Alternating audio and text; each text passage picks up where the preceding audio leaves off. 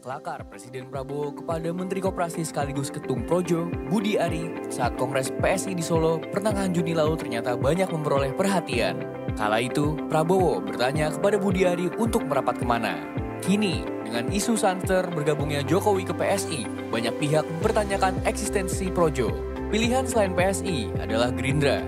Meski Projo menjadi basis utama pendukung Jokowi, namun pada pemilu 2024 lalu, ormas ini memberikan dukungannya kepada Prabowo dalam pertarungan perebutan posisi presiden. Dalam situasi ini, pilihan mana yang paling strategis untuk Projo?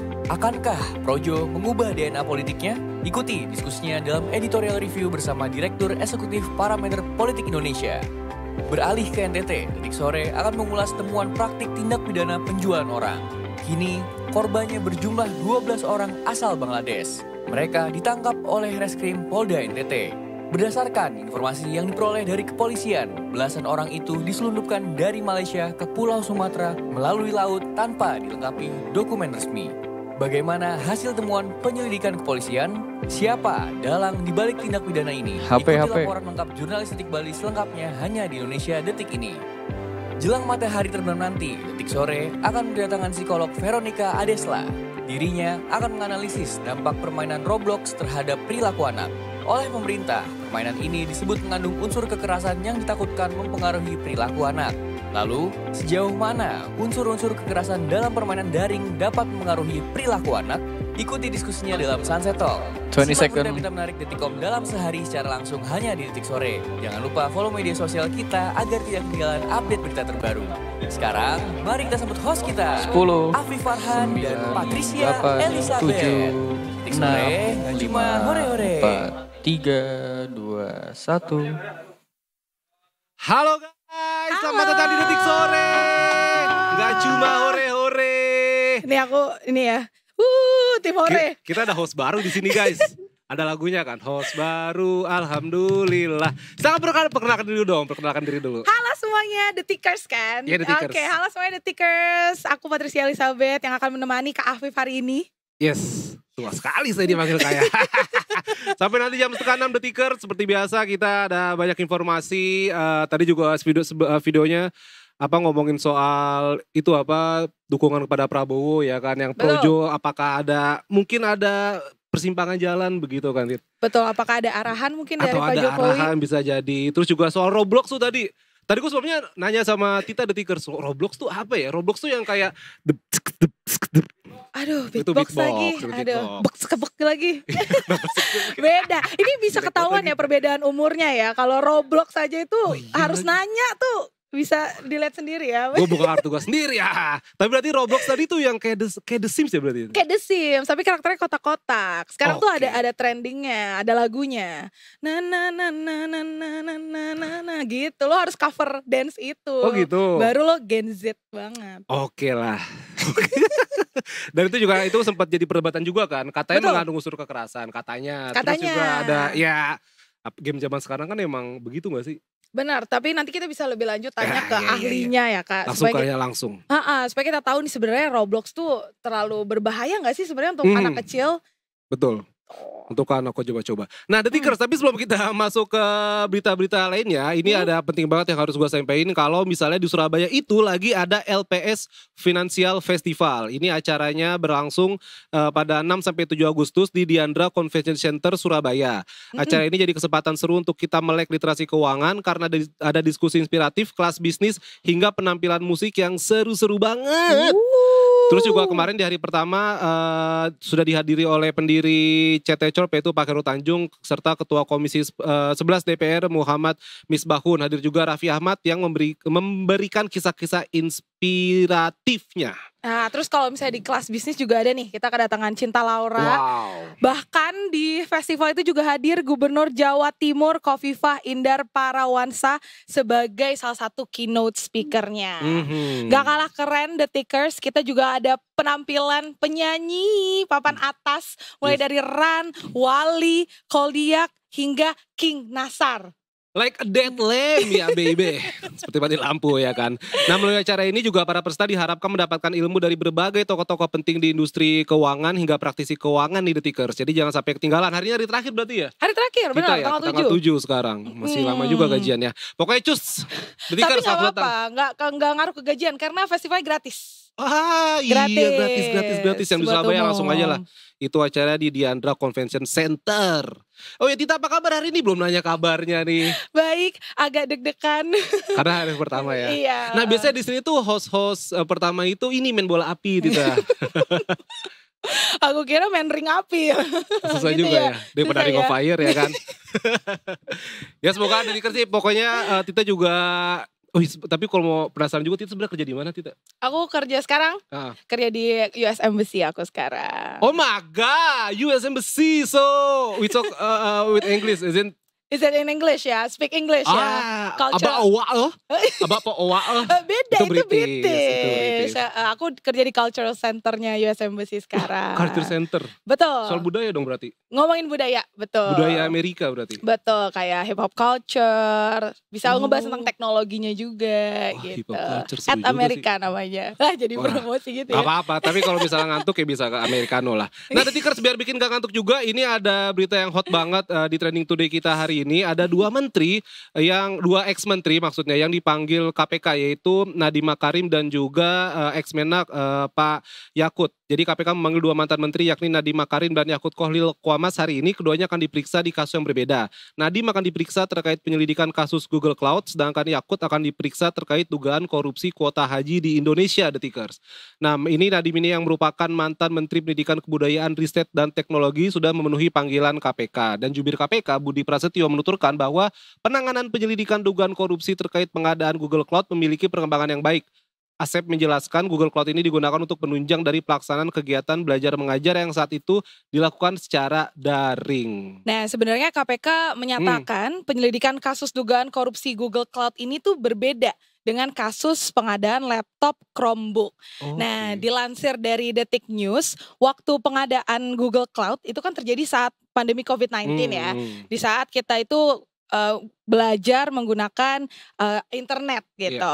Nah, adapun dugaan korupsi program digitalisasi pendidikan Kemendikbudristek terkait pengadaan laptop Chromebook berlangsung pada kurun waktu 2019 sampai 2022. Nah, di mana Direktur Penyidikan Jampitsus Kejagung RI Abdul Qohar ini juga mengatakan pengadaan ini dinilai merugikan negara senilai 1,9 triliun karena sulit digunakan guru dan siswa. Nah, tapi Kejagung RI telah menerbitkan daftar pencarian orang atau DPO terhadap salah satu tersangka perkara dugaan korupsi pengadaan laptop Chromebook Juristan. Nah, diketahui Juristan ini udah 3 kali mangkir, namun pada panggilan penyidik Kejagung, dan sementara ini Juristan diduga sedang berada di luar negeri.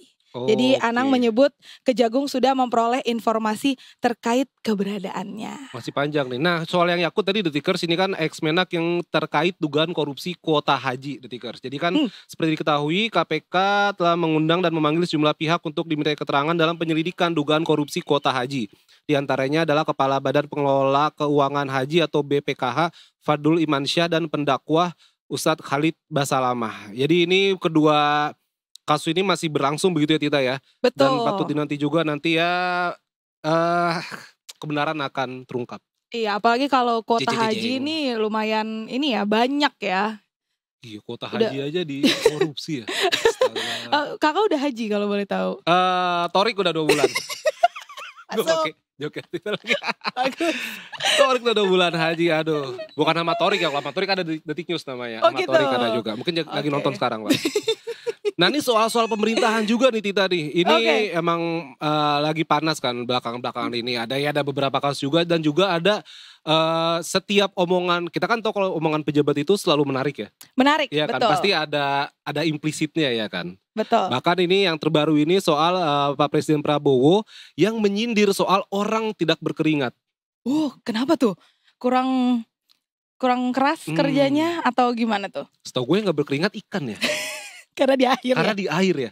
satu-satunya juga tuh olahraga yang gak berkeringat berenang. Berenang. Karena di air. Betul. Tapi memang ini Prabowo seperti disampaikan, seperti dilansir Detik News juga Detikers, Prabowo ini rupanya menyinggung awalnya soal pengusaha yang cari untung dari pemerintahan rakyat, Tita. Jadi Prabowo Subianto ini jengkel dengan pengusaha yang niatnya hanya mencari keuntungan di atas penderitaan masyarakat. Masyarakat menurutnya terus-menerus dimiskinkan karena ulah-ulah dan siasat jahat para pemain-pemain yang nakal ini. Prabowo menyatakan pemerintah tidak bisa lagi dibohongi dengan siasat-siasat para pengusaha nakal tersebut. Prabowo mengatakan siasat-siasat nakal para pelaku ekonomi seringkali terjadi pada sektor pangan. Untuk itu TNI, polisi hingga Kejaksaan Agung ikut turun mengawasi. Kini menurutnya strategi pemerintah di sektor pangan telah berjalan dengan baik dan sesuai rencana. Nah dari tadi tuh yang pengusaha pemerintahan rakyat baru masuk nih yang orang tak berkeringat. Oh oke. Ya kan? Nah kalau yang berkeringat ini kata Pak Presiden Prabowo seolah mengakhiri spekulasi soal akan adanya reshuffle kabinet. Oke, nah di hadapan para menteri sendiri, Presiden Prabowo menegaskan isu reshuffle ini diembuskan orang yang tidak bertanggung jawab. Jadi hal tersebut sebenarnya disampaikan oleh Pak Prabowo saat mengakhiri pengarahan pada sidang kabinet paripurna di Istana Negara Rabu 6 Agustus kemarin, betul, di 2025. Iya. Dan soal orang tidak berkeringat, orang tidak berkeringat. Gue masih ngebayangin sih orang tidak berkeringat tuh. Atau ini mungkin istilah. Atau kayaknya mungkin istilah sih. Orang gak berkeringat mungkin orang yang gak capek. Gak capek, kurang kerja keras kali ya. Atau mungkin yang ada di lingkaran pemerintahan. Atau kerjanya terlalu AC. Terlalu AC. Gak keringetan. Iya gak keringetan sih. Tapi itu lebih bahaya ini sih masuk angin. Iya kan, sama jarang minum jadi dehidrasi. Okay. Ya kan bener kan? Bener sih, itu bisa narik sponsor juga sih sebenarnya ya kalau gitu. Besok sini ya, Nah, siapa yang orang yang tidak berkeringat mengusik Prabowo itu Detikers. Tadi kan gue jelasin tuh yang soal pengusaha katanya menindas ekonomi. Terus kita jelasin soal ada reshuffle kabinet. Yep. Nah, ternyata di hadapan para menteri, Presiden Prabowo bicara ada pihak yang memainkan isu-isu politik panas Detikers. Sejumlah peserta pengarahan mengungkapkan concern Presiden mengklirkan isu-isu yang belakangan ramai dibicarakan. Presiden bicara soal isu liar reshuffle kabinet, bahkan Prabowo juga menyebut ada pihak yang sedang ngebet pengen kursi menteri sehingga mendorong reshuffle kabinet dan melemparkan banyak spekulasi. Dan Presiden Prabowo Subianto kemudian bicara ada pakar yang merasa lebih tahu soal hubungannya dengan presiden sebelumnya itu SBY dan Jokowi. Jadi siapa nih Pak? Siapa nih? Siapa ya sebenarnya ya? Sama ini kita ingat gak yang soal kabur aja dulu? Nah itu kalau nggak salah Presiden Prabowo juga bilang katanya itu dikomporin sama koruptor. Tahu kan? Benar. Isu itu kan. Isu-isu yang kalau ada suatu tren atau viral itu dikompori oleh oknum tertentu lah seperti itu ya. Termasuk ini tadi reshuffle sama ya pengusaha yang menindas rakyat. Siapa yang tidak beringat? Gue mencari dari kalimat tidak berkeringat siapa ini pengusaha yang cari untung ini ya atas penderitaan rakyat nih ya? Penguasa apa pengusaha? Pengusaha pasti dekat sama penguasa. Oke. Tapi katanya kalau misalnya lu pengen tahu karakter seorang yang bener sebenarnya gitu, kasih dia kekuasaan. Betul, kalau itu betul. Iya kan? Kasih dia harta tahta. Deborah itu Depok Lebak Bulus. Iya kan? Nah, itu kalau serius. Kan ada anak Depok di sini. Ada Deborah, tau kan kita Depok Lebak Bulus. PO Deborah, nggak tahu juga ya. Deborah. Oke, kalau anak misalnya Depok nih soalnya. Kalau misalnya mau tahu lebih lanjut soal Depok, mungkin kita bisa nanya Brigadir Ade dulu kali ya. Oh siap. Apakah Brigadir Ade di Depok tuh ada tuh ya sekitaran. Karena jalur Depok biasanya macet. Iya kan. Itu udah. Selamat sore Brigadir Ade. Selamat sore. Halo, selamat sore Afif dan Patricia. Salam presisi. Salam presisi. Lagi di markas Avenger nih Brigadir Ade nih. Iya. Kayaknya di belakang itu markas kura-kura ninja. Oh, Teenage Mutant Ninja Turtle. Ada Donatello nggak di situ di Brigadir Ade? Lagi dinas katanya. Oh, lagi dinas. Baiklah kalau begitu Brigadir Ade silakan laporannya. Baik, terima kasih Afif dan Patricia. Selamat sore Detikers. Dengan saya Brigadir Ade Sintia hadir untuk menginformasikan arus lalu lintas terkini melalui pantauan CCTV Korlantas Polri. Dan langsung saja CCTV pertama kita menuju ke kawasan Simpang Pancoran, Jakarta Selatan. Arus lalu lintas dari arah Pasar Minggu yang akan menuju ke arah Semanggi ataupun Tebet terpantau ramai lancar. Begitupun dari arah Semanggi yang akan menuju ke arah Manggarai juga terpantau kondusif lancar. Perlambatan kecepatan kendaraan terjadi hanya menjelang traffic light dan perlu kami informasikan bahwa pada pukul 4 sore nanti akan diberlakukan ganjil genap di kawasan ini dan akan berlaku hingga pukul 9 malam. Dan selanjutnya kita bergeser menuju ke kawasan Slipi Palmerah, Jakarta Barat. Arus lalu lintas dari arah Semanggi akan menuju ke arah Grogol. Terpantau sudah mulai adanya peningkatan volume kendaraan di kawasan ini, baik di jalur arteri maupun di jalur tol dalam kota. Harap bagi para pengendara untuk tidak menjadikan alasan terburu-buru bagi Anda dapat melintasi jalur busway sebagai lajur kendaraan Anda. Dan selanjutnya kita bergeser menuju ke kawasan Jembatan Ampera, Sumatera Selatan. Arus lalu lintas dari arah Jalan Sudirman yang akan menuju ke arah Jembatan Ampera terpantau ramai lancar, begitupun dari arah Ampera yang akan menuju ke arah Jalan Merdeka juga terpantau kondusif lancar. Dan harap bagi para pengendara walaupun di kawasan ini lancar untuk tetap menjaga batas kecepatan maksimal kendaraan Anda. Dan tetap patuhi arah petugas kami yang berada di lapangan dan jangan menggunakan ponsel saat berkendara. Dan bagi Anda yang ingin mendapatkan informasi tentang kondisi arus lalu lintas terkini, Anda dapat menghubungi call center kami di 1500669 atau dapat melalui SMS center di 9119. Stop pelanggaran, stop kecelakaan, keselamatan untuk kemanusiaan, Indonesia tertib dan salam presisi. Demikian Brigadir Adi Sinda melaporkan, selanjutnya kembali kepada rekan di studio. Brigadir Ade. Terima kasih. Brigadir Ade sebenarnya tadi dari pantauan CCTV terlihat sebenarnya Jakarta lagi mendung di mana-mana Brigadir Ade ya? Betul, lagi mendung sih. Waduh, pas banget lagi nih akhir pekan. Yang ada macetnya nanti nih kalau malam hujan nih. Iya lumayan ya. Lumayan banget. Jadi mungkin detikers yang nonton bisa siap sedia payung atau jas hujan kali ya kalau nanti pulang kantor ya. Tenggo. Tenggo. Terima kasih banyak Brigadir Ade informasinya. Selamat bertugas kembali. Salam presisi. Salam presisi. Iya, hari Jumat. Mohon izin Bapak, saya mau melaporkan ya. Iya, ada apa? Silakan Bu. Gak apa-apa sih, biasanya kan gitu. Biasanya kalau mereka kalau ngobrol mohon iya. izin gitu. Mohon izin Bapak. Iya. Izin Bapak. Kalau gue biasa izin Abang dah. Siap Kakanda. Siap Kakanda Iya, gitu kan? ya. Bentar ini ada telepon nih Kak. Dari Oh katanya duit gue udah bisa ditarik nih di rekening yang udah nganggur 3 bulan. wah seriusan? Iya katanya. Emang itu saya jadi tau gak sih? Jadi PPATK itu berjanji lah istilahnya. Berjanji membuka kembali 122 juta rekening dorman atau rekening yang tak menunjukkan aktivitas transaksi selama 3 bulan lebih. Nah lu ada gak tuh rekening-rekening ngendep kayak gitu tuh? Gue rekeningnya ada, duitnya gak ada sih. Terus. Nah, Ketua PPATK Ivan Yustiavandana mengatakan pihak perbankan telah menyerahkan seluruh laporan mengenai rekening dorman dan telah dianalisis oleh PPATK. Jadi pemblokiran rekening ini sebenarnya telah dilakukan PPATK sejak Mei 2025 dan Pak Ivan sendiri memastikan penanganan pemblokiran rekening dorman tidak dilakukan secara serampangan, terburu-buru, melainkan melalui proses bertahap atau batch yang dimulai sejak Mei 2025 ini. Nah, Ivan sendiri menilai rekening dorman menjadi target pelaku judol atau judi online.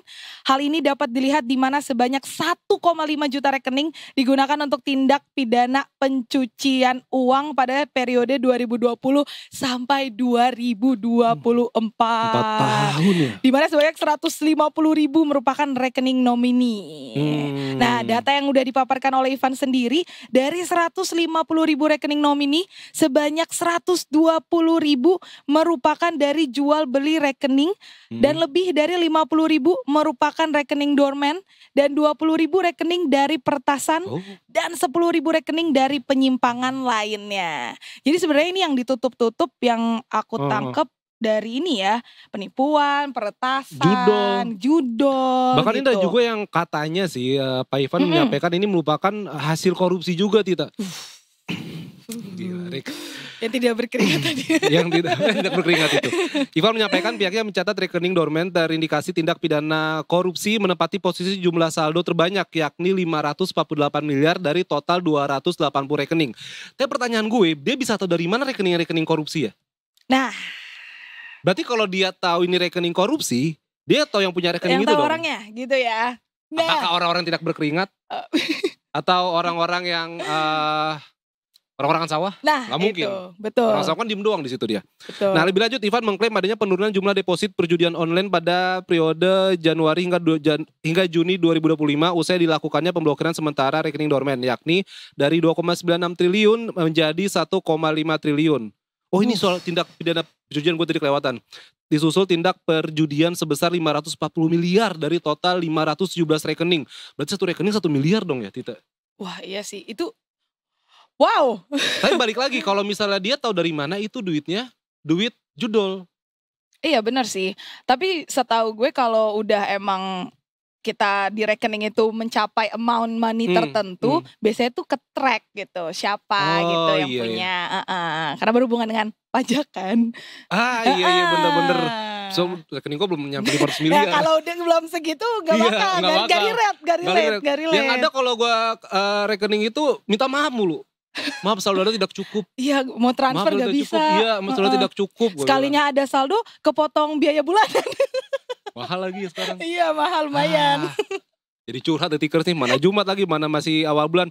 Oke lah nih guys, Jay kita sekarang Kamis ya? Gue mikirnya kemana Jumat, tadi Jumat ya? Kamis Pak, Kamis. Iya gak sabar gue sebenarnya. Oh iya. Gue gak sabar pengen hari Jumat Gun. Buru-buru Jumat tuh kenapa sih? Karena gue pengen hari Sabtu. Oh gitu. Jadi gue pengen Jumat biar cepet hari Sabtu. Oh berarti sekarang malam Jumat Kliwon dong. Waduh. Oh, iya. Ada gitu ya? Ada dong. Nanti kan kita ada detik misteri, ya kan Gun? Ada. Buat lo. Ini kita break dulu gak Gun? Capek ngomong mulu nih. Boleh. Yaudah kita break dulu detikers kalau gitu ya. Tapi nanti 3:30 kita langsung masuk editorial review kan? Apa belum? Iya. Hah? Iya. Oke kalau gitu kan. Iya. Makasih Irma snacknya. Nanti detikers kita habis ini ada editorial review yang tadi sempat gua sama Tita bahas juga, yaitu topiknya soal tegak lurus ke Prabowo, Projo Jokowi, pisah ranjang. Dedeng. Guys ini kita gak ada musiknya apa ya? Maksudnya biar ada dramatisir. Nah ini cocok buat Marawis tapi. Detikers jangan mana-mana, kita bakal balik lagi nanti tetap di Detik Sore. Gak cuma hore-hore.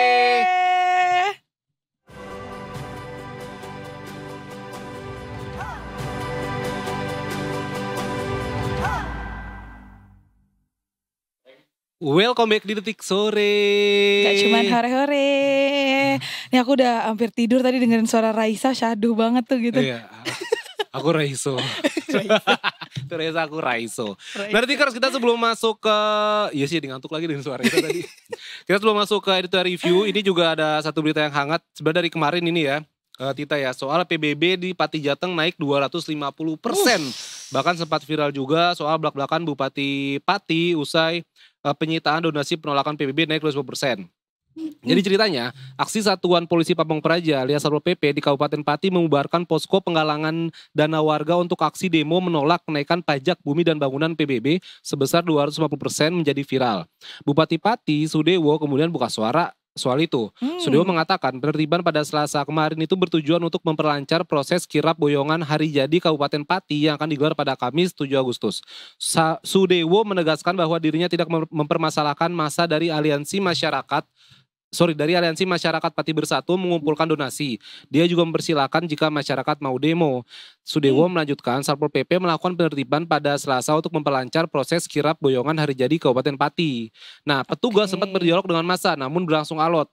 Bahkan pemerintah Kabupaten Pati secara resmi menaikkan pajak bumi dan bangunan pedesaan dan perkotaan atau PBB strip P2 sebesar 250%. Kenaikan pajak ini karena dia ingin memperbaiki Kabupaten Pati, diantaranya pada bidang kesehatan dan infrastruktur. Gitu.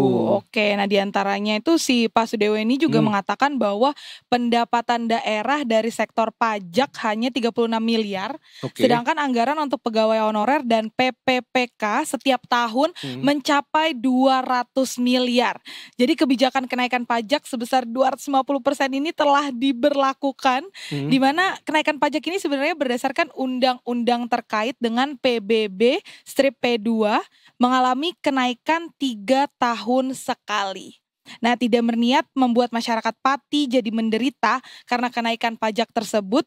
ya berjanji akan memberikan keringanan pajak bagi warga yang merasa keberatan. Di mana nanti ada juga nih Pak Tito Karnavian akan memeriksa dasar kenaikan PBB Pati 250% tadi.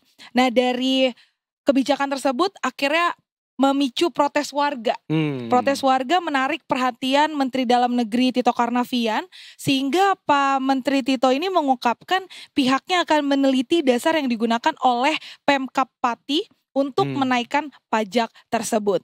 Nah, si Pak Tito juga mengaku belum mendapatkan laporan resmi sebenarnya soal polemik kenaikan PBB 250% di Kabupaten Pati. Jadi kenaikan PBB Pati sebesar 250% ini tuh sebenarnya menuai protes warga, sehingga warga sudah siap demo kembali pada 13 Agustus mendatang. 250% gede banget ya. Gede banget. 250%. Nah, kita juga punya cuplikan dari Gubernur Jawa Tengah Pak Ahmad Lutfi soal kasus ini, Detikers. Ini dia cuplikannya.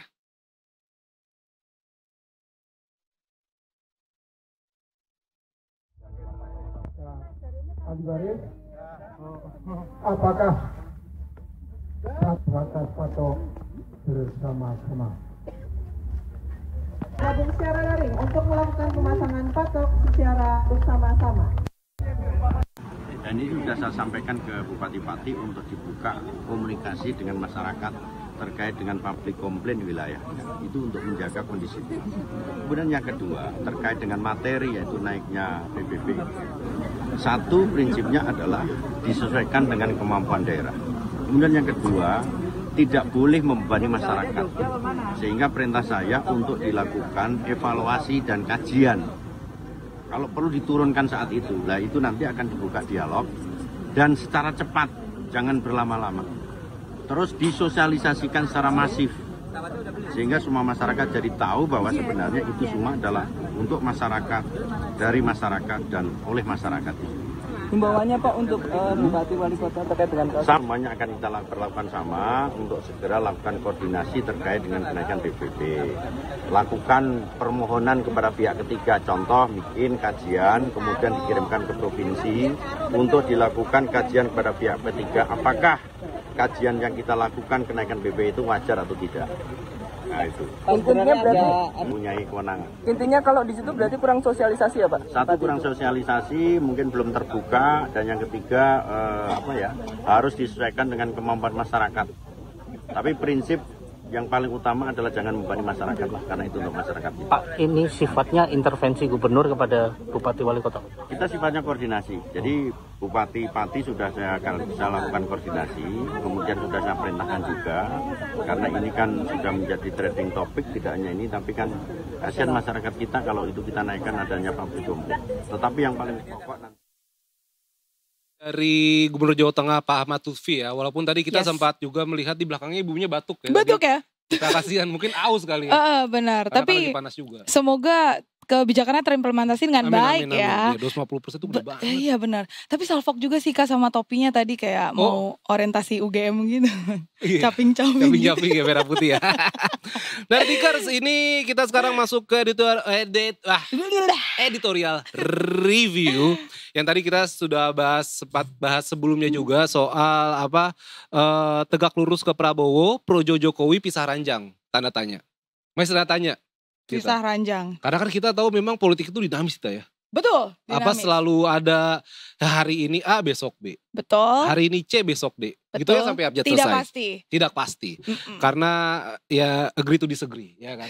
Enggak sih, gue asal ngomongnya biar keren. Tapi daripada kita ngomong berdua, kita udah punya narasumber yang berkompeten sekali, yang sering juga hadir di Detik Sore. Ada Mas Adi Prayitno dari Direktur Eksekutif Parameter Politik Indonesia. Selamat sore Mas Adi. Halo, selamat sore Mas Adi. Sore Apip, sore Tita. Mas Adi ini kayaknya lagi pakai jersey timnas Indonesia kayaknya nih. Enggak lah, pakai ini nih kaos bulu tangkis. Salah lagi. Oh, lagi mau pemanasan ini lomba kali ya Mas Adi ya? Ya kira-kira begitu, antar RT lah Mas. Atau panitia Agustusan nih ya sebenarnya nih ya Pak. Oh, mau main catur. Mas Adi suka begitu ya Bang ya, apa jawab apa. Mas Adi, ini kan beberapa waktu belakangan ini masih hangat sekali Pak Budi Ari, selaku yang kita tahu juga Pak Budi Ari kan dari kubu Projo begitu ya Pak. Tiba-tiba dia ngomong tegak lurus ke Presiden alias ke Pak Prabowo. Apakah ini menjadi salah satu kode bahwa Projo nih sama Pak Jokowi apakah pisah ranjang begitu Mas? Ya, yang sebenarnya menjadi ramai itu karena pertama, Budi Ari ini kan ketua umum Projo, dari dulu paling identik dengan Jokowi. Bahkan saya dulu sering bertemu dengan Pak Budi Ari sebelum jadi menteri, selalu mengatakan, putih kata Jokowi, putih kata Projo, merah kata Jokowi, merah pula kata Projo. Jadi yang paling mengidentifikasi diri relawan politik dengan Jokowi itu memang Projo salah satunya. Itulah yang kemudian menjadi ramai di saat misalnya PSI itu dianggap sebagai partai yang identik dengan Jokowi dan bahkan Jokowi akan bekerja keras untuk PSI. Justru Budi Ari yang dari dulu selalu bersama dengan Jokowi, paling memperjuangkan Jokowi, selalu mengatakan tegak lurus bersama dengan Prabowo Subianto. Kan itu yang menjadi ramai. Lalu pertanyaannya adalah Pak Jokowi gimana dong? Kan kira-kira begitu kan pertanyaan orang kan? Nah, yang ingin saya katakan adalah dalam konteks hari ini memang sulit untuk memisahkan bagaimana Prabowo Subianto dengan Jokowi itu adalah memiliki hubungan yang baik-baik saja, Mas. Sekalipun sebenarnya dipersepsikan tidak sedang baik-baik saja, sudah mulai pecah kongsi, Jokowi sudah mulai ditinggalkan, tapi secara prinsip Prabowo Subianto kalau kita selalu mendengarkan statement-statement beliau, selalu menghargai dan memberikan apresiasi yang setinggi-tingginya kepada Pak Jokowi. Jadi wajar kalau kemudian bagi Budi Ari sebenarnya ingin tegak lurus dengan Pak Prabowo, itu tidak ada persoalan apapun dengan Jokowi. Karena bisa mendayung di antara dua pulau. Karena sekali menyelam bisa minum susu. Kan kira-kira begitu Pak Budi Ari. Minum susu. Itulah Pak Budi Ari. Transformasi politik semacam ini saya kira juga terjadi pada Bung Noel, Joman. Jokowi mania, kemudian menjadi Prabowo mania. Ini yang saya kira sebenarnya mungkin bagi Pak Budi Ari, Pak Prabowo dengan Pak Jokowi nggak ada persoalan apapun. Jadi harus menjadi hal yang penting lah kira-kira begitu untuk disampaikan, Mas. Makanya ini yang saya kira menjadi ramai keduanya itu karena ada persepsi dan dugaan hubungan Pak Jokowi, hubungan dengan Pak Prabowo tidak baik-baik saja. Kalau di antara dua tokoh ini memang hubungannya tidak oke, kok Pak Budi Ari justru ingin tegak lurus ke Pak Prabowo ketimbang Jokowi. Nah itu yang kemudian ramai sebenarnya. Tapi sepertinya kalau kita mendengarkan statementnya Pak Budi Ari, ya Prabowo ya Jokowi, Jokowi Prabowo. Jadi Pak Budi Ari secara prinsip mau ikut ke Prabowo ataupun Jokowi nggak ada persoalan apapun. Sepertinya begitu yang bisa saya jelaskan. Tapi berarti Pak Adi kalau melihat situasi dan statement yang tadi Bapak sudah sampaikan, berarti namanya berganti dong nih Pak, jadi Probo. Bukan Projo lagi, Probo. Ya, kalau mau jujur sebenarnya Projo ini kan pasca Pilpres. Setelah Prabowo Subianto dan Gibran itu menang, elan vitalnya, pembelaannya terhadap Jokowi sudah tidak kelihatan. Ketika di Jokowi misalnya dikritik soal ijazah, soal pemazulan, saya tidak melihat misalnya kawan-kawan Projo, khususnya Pak Budi Ari dan elit-elit kunci yang ada di Projo selama ini itu selalu pasang badan. Kan itu kan? Tapi secara prinsip per hari ini dalam praktiknya, memang Projo itu ya tegak lurusnya dengan Prabowo. Ya apapun judulnya ini adalah Presiden Republik Indonesia, Budi Ari adalah Menteri. Wajar kalau kemudian Budi Ari itu tegak lurus kepada Pak Prabowo karena presidennya hari ini adalah Presiden Republik Indonesia adalah Pak Prabowo bukan Pak Jokowi. Tapi kalau boleh saya tambahkan aspek yang ketiga itu kenapa menjadi ramai, kok ini Pak Budi Ari seakan-akan ikut-ikutan meninggalkan Pak Jokowi kan kira-kira begitu. Yes. Ya itu mau kita tanyakan juga tuh Mas. Kan kayak gitu kan persepsi publik. Sepertinya Budi Ari cukup paham betul bahwa sampai hari ini misalnya Jokowi dan Pak Prabowo itu hubungannya baik-baik saja. Jadi sekalipun Budi Ari tegak lurus dengan Prabowo, jadi menterinya Prabowo, bahkan kalau diperintah masuk Gerindra itu sesuai dengan arahan Prabowo, bagi Budi Ari nggak ada persoalan apapun dengan Jokowi. Kan itu yang sepertinya ingin ditunjukkan. Tapi kalau melihat gestur tubuhnya memang Budi Ari di masa-masa yang akan datang ya sepertinya memang akan tegak lurus dengan Prabowo. Karena saat ini adalah Presiden Republik Indonesia, Mas. Itulah yang kita sebutkan bahwa dalam politik itu ya seringkali memang suka berubah. Dulu A, sekarang bisa B, besoknya lagi bisa C. Dan itu yang terjadi dalam politik kita. Dan ada kecenderungan memang presiden di negara kita ini siapapun presidennya selalu akan menjadi rebutan, selalu akan menjadi panutan, dan selalu akan menjadi rujukan kemana arahan-arahan politiknya. Berarti Mas Adi kalau dari sisi Jokowi sendiri, apakah Jokowi seberapa besar gitu Jokowi bakal kehilangan projo begitu? Ibaratnya orang-orang yang selalu bersama beliau begitu, yang selalu pasang badan, atau mungkin nanti ada projo-projo lain jangan-jangan? Ya, kalau kita jujur sih sebenarnya projo itu memang cukup identik dengan Jokowi, Mas. Sekalipun saat ini misalnya bersama dengan barisan politik Pak Prabowo ya. Memang sekalipun misalnya kita tahu bahwa sepanjang Jokowi itu diserang bertubi-tubi soal SMK, soal pemakzulan, termasuk soal ijazah, orang-orang yang menjadi pentolan projo dari dulu itu memang kelihatan tidak pernah pasang badan. Pak Budi Ari misalnya tidak pernah memberikan pembelaan apapun. Kemudian panel Barus juga tidak pernah memberikan pembelaan apapun. Ada sih sebenarnya kawan-kawan projo yang lain, tapi masih relatif junior dan tidak terlampau menjadi mainstream yang selalu pasang badan ya. Tapi kan selama ini orang taunya kalau udah projo ya Budi Ari, bukan yang lain. Kalaupun toh muncul sosok-sosok lain itu bukan projo, tapi projo-projo junior lah, yang memang kadar pembelaannya itu tidak sekuat dan sehebat Budi Ari. Makanya ketika Budi Ari mengatakan tegak lurus, ingin ikuti apa perintah Prabowo Subianto, itu menjadi berita yang cukup luar biasa karena itu kan mengesankan bahwa pada level Budi Ari sekalipun orang yang selama ini paling dekat dengan Jokowi kok ikut-ikutan meninggalkan Jokowi. Itu kalau menggunakan asumsi bahwa hubungan Prabowo dengan Jokowi tidak baik-baik saja. Tapi kan bagi Budi Ari, Prabowo dan Jokowi hari ini masih identik kok, nggak bisa dipisah-pisahkan. Sekalipun di medsos, wah ini Solo dengan presiden tidak baik-baik saja, kan gitu kan cerita orang. Berarti dari statement Mas tadi kalau bisa dibilang siapa dukung Pak Jokowi akan otomatis dukung Pak Prabowo, seperti itu Mas? Kalau melihat relawan-relawannya Jokowi, itu selalu mengidentifikasi adalah bagian dari Jokowi dan adalah bagian dari Prabowo. Itu terjadi pada Noel dan terjadi pada Budi Ari. Noel harus kita akui sekalipun identik juga dengan Jokowi, kan per hari ini beliau adalah kader Gerindra. Dan beliau juga adalah caleg yang maju dari Gerindra 2024 yang lalu. Itulah yang saya kira sekalipun misalnya Budi Ari itu tegak lurus akan ikut apapun perintah Pak Prabowo, itu bukan berarti Budi Ari meninggalkan Pak Jokowi. Kan itu adalah pesan-pesan yang ingin digambarkan. Tapi kan publik di luar Budi Ari, di luar Projo pasti ngomong, ini tanda-tanda Budi Ari pun meninggalkan Solo. Kirain tanda-tandanya bunga asmara.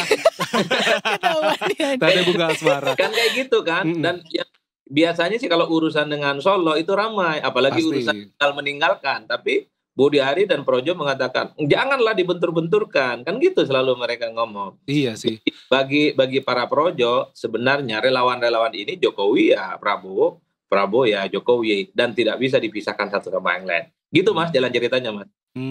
Tapi penasaran nih Mas, kan Projo sendiri ini kan bukan partai ya, dia merupakan ormas. Nah sejauh ini seperti apa dukungan Gerindra? Karena kita tahu nih Gerindra punya basis dukungan terbesar lewat Kim Plus. Iya, kayaknya udah penuh banget Mas. Di gerbong sebelah sana udah padat. Dengan ada Projo lagi makin padat dong nih Mas. Ya sebenarnya kalau mau jujur ya, secara partai politik sebenarnya Prabowo itu sudah merasa cukup. Karena hampir 90% semua partai politik non-PDIP itu sudah tegak lurus dan menyatakan dukungan penuh pada Prabowo Subianto. Itu nggak bisa dibantah, Mas. Dan pada saat yang bersamaan, per hari ini semua relawan-relawan politik tanpa diperintah sekalipun mereka itu juga memberikan dukungan penuh kepada Prabowo. Itu artinya apa? Per hari ini, baik partai politik, baik relawan-relawan politik, tak ada satupun yang mau berseberangan dengan Prabowo Subianto. Karena saking hebat dan saking powerfulnya Prabowo, semua elemen, semua partai, semua relawan itu ingin tegak lurus bersama dengan Prabowo Subianto. Cuman kan kalau cuman sampai di situ ceritanya, politik nggak menarik. Betul. Pasti dikait-kaitkan dengan Solo. Lihat tuh, Solo sudah ditinggalkan sendirian. Kan kayak gitu kan. Bandul kekuasaan sudah berubah, presidennya sudah berubah. Orang yang dulu paling Jokowi secara perlahan misalnya juga migrasi dengan Prabowo Subianto. Karena orang menggunakan logika dan kacamata Jokowi dan Prabowo itu tidak baik-baik saja, Mas. Tapi kan tadi Mas Adi bilang kalau semuanya jalan tegak lurus nih sama Pak Prabowo. Tapi kalau dari anggota Kim Plus sendiri tuh gelisah gak sih kalau Projo masuk nih akhirnya merapat ke Pak Prabowo terus minta-minta kursi gitu. Iya, ntar kuenya lebih kecil lagi Mas. Enggak sih, sebenarnya partai politik itu tidak pernah merasa terancam apapun. Toh tanpa minta kursi sekalipun kan sudah ada perwakilan Projo, ya Budi Ari. Kan ada Joman juga kan, Jokowi Mania, Bung Noel juga jadi wakil menteri dan juga caleg dari Gerindra, nggak ada persoalan apapun. Sebenarnya partai politik itu merasa terganggu kalau jatah menteri mereka dikurangi. Misalnya kalau ada partai politik tertentu, sekarang kadernya ada 4 atau 5 jadi menteri, tiba-tiba memasukkan unsur lain seperti Projo, jatah menterinya dikurangi, itu akan menimbulkan resistensi. Tapi sepanjang kader-kader partai yang jadi menteri itu tidak terganggu, tidak dikurangi, mau masukkan Projo, mau masukkan Joman, mau masuk dirimu bro, nggak ada masalah. Nggak ada masalah. Secara prinsip partai itu jangan dikurangi jatahnya, itu saja sih sebenarnya. Iya, Mas Adi, aku juga penasaran sih Mas, soal ini kita melipir sedikit ke Pak Jokowi Mas ya. Pak Jokowi kan juga sekarang di PSI ini Dewan Pembina ya, Dewan Pembina atau apa, pokoknya udah masuk struktur PSI gitu Mas. Apakah belum masuk ya? Belum ada pengumuman kayaknya. Belum ada pengumuman, walaupun sudah sering kali hadir di sana begitu kan, Mas anaknya juga kan ketua partai kan. Apakah nanti memang Jokowi dengan PSI bakal jadi kekuatan baru di peta politik Indonesia Mas? Ya harus diakui, terlepas dari pro dan kontranya, terlepas dari Jokowi sudah tak lagi jadi presiden. Kenapa Jokowi selalu menjadi pembicaraan? Karena Jokowi adalah mantan presiden yang dinilai punya kesaktian. Jadi ketika Jokowi misalnya bergabung dengan PSI, per hari ini misalnya sangat identik dengan PSI, itulah yang kemudian dianggap akan mengubah konstelasi politik secara nasional. Karena ada dugaan Jokowi sekalipun tak lagi jadi presiden, sekalipun Jokowi misalnya tak lagi menjadi PDIP, kesaktiannya masih teruji dan terukur. Kira-kira begitu Mas. Makanya PSI itu kemudian sangat mengklaim dengan adanya Jokowi ya, bahwa mereka ini akan menjadi partai besar. Oleh karena itu untuk membuktikan apakah Jokowi sakti ataupun tidak, nanti lihat hasilnya di 2029.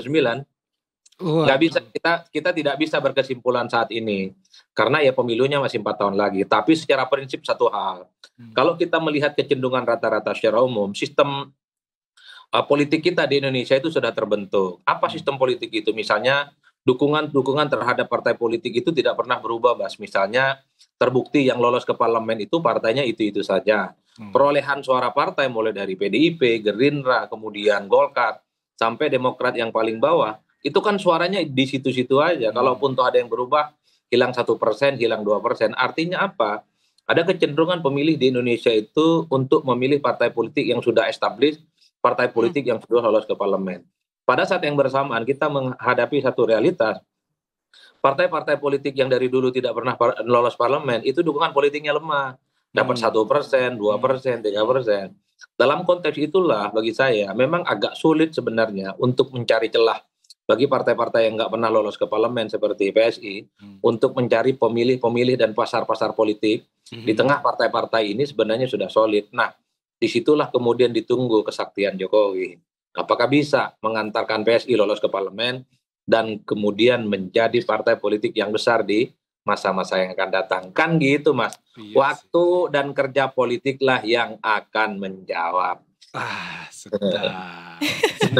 Semua indah pada waktunya. Ini gara-gara mendung kita jadi gitu ini. Ya, jadi agak melo ya. Iya, melo. Betul. Oh iya, Mas Adi terakhir juga nih Mas, ini juga baru banget gitu omongan atau statement Pak Prabowo soal nggak berkeringat tapi memasuk kabinet. Terus juga ada isu reshuffle kabinet. Menurut POV Mas Adi, ada apa nih Mas sebenarnya yang di lingkaran pemerintahan ini? Kenapa tiba-tiba ada isu reshuffle kabinet, kemudian ada Pak Prabowo bilang orang nggak berkeringat tapi memasuk kabinet. Apakah ada sesuatu hal yang akan menggonjang-ganjing Mas? Ya saya kira dua hal. Pertama secara normatif, ini pasti dikaitkan dalam konteks bahwa ya dalam pemilu yang boleh masuk kabinet yang jadi menteri itu adalah orang yang menjadi bagian dari barisannya Pak Prabowo dong. Nah kalau mau jujur ini kan mengkritik partai-partai yang dulu kalah tapi bergabung. Oke. Itu konteks normatifnya. Saya kira bagus pernyataan ini supaya pemilu itu ada gunanya. Yang menang jadi penguasa, yang kalah jadi oposisi. Biarkanlah dia yang kalah itu berjalan di tempat yang sunyi. Kan mestinya begitu. Nah yang kedua, saya membaca secara kontekstual ya. Kenapa misalnya Pak Prabowo mengatakan Prabowo sindir, orang tak berkeringat mau masuk kabinet. Belakangan ini kalau kita mau jujur ya, ketika muncul ada harmoni politik dan rekonsiliasi politik, terutama setelah ada abolisi kepada Tom Lembong, itu kan dikait-kaitkan soal kemungkinan Anies akan masuk ke kabinet. Saya kok menduga ya arahnya ke situ. Coba cek deh, Tita, kawan, kita cek ya di medsos ya. Kan banyak sekali pihak, ayo dong ajak Anies berkoalisi, ajak Anies menjadi bagian di dalamnya. Katanya ingin rekonsiliasi, katanya ingin harmoni dan seterusnya dan seterusnya. Kalau PDIP sudah jelas.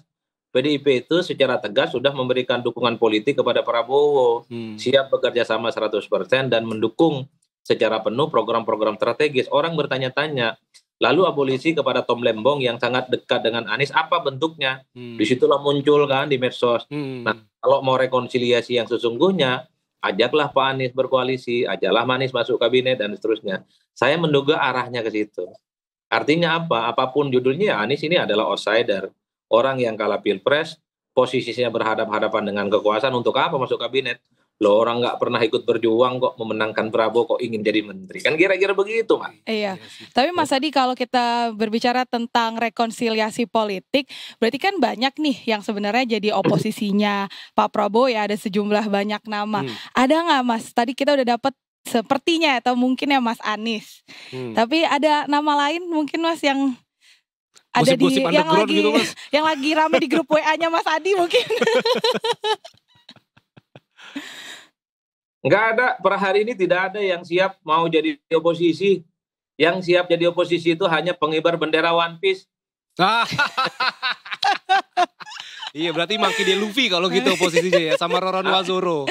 Iya, PDIP itu ya partai penyimbang ini kata lain ingin bersahabat dengan pemerintah sekalipun dari luar. Beda di zaman SBY, PDIP kalau pemilu langsung bilang, jadi oposisi dari luar, tegak lurus bersama dengan rakyat. Di zaman Prabowo kita mendengarkan PDIP agak lunak, menjadi partai penyimbang, berkawan dengan Prabowo sekalipun dari luar. Nah, itu jalan ceritanya, Mas. Siap. Terima kasih banyak Mas Adi, informasinya seru banget nih kalau kita gosip-gosip politik lagi, Mas. Ya. Thank you Mas Adi, sehat selalu Mas. Selamat sore Mas. Jangan lupa pemanasan sebelum bulu tangkis ya Mas. Iya Mas, takut kram. Pakai baju bulu tangkis lagi. Bisa aja ya Pak Mas Adi. Narsum kita gede emang sungguh ini funny sekali Bang orangnya. Oh gitu ya, emang kadang pakai jersey ya. Wah, kadang pakai jersey, kadang pakai apa. Yang penting pakai baju kan. Yang penting pakai baju, benar.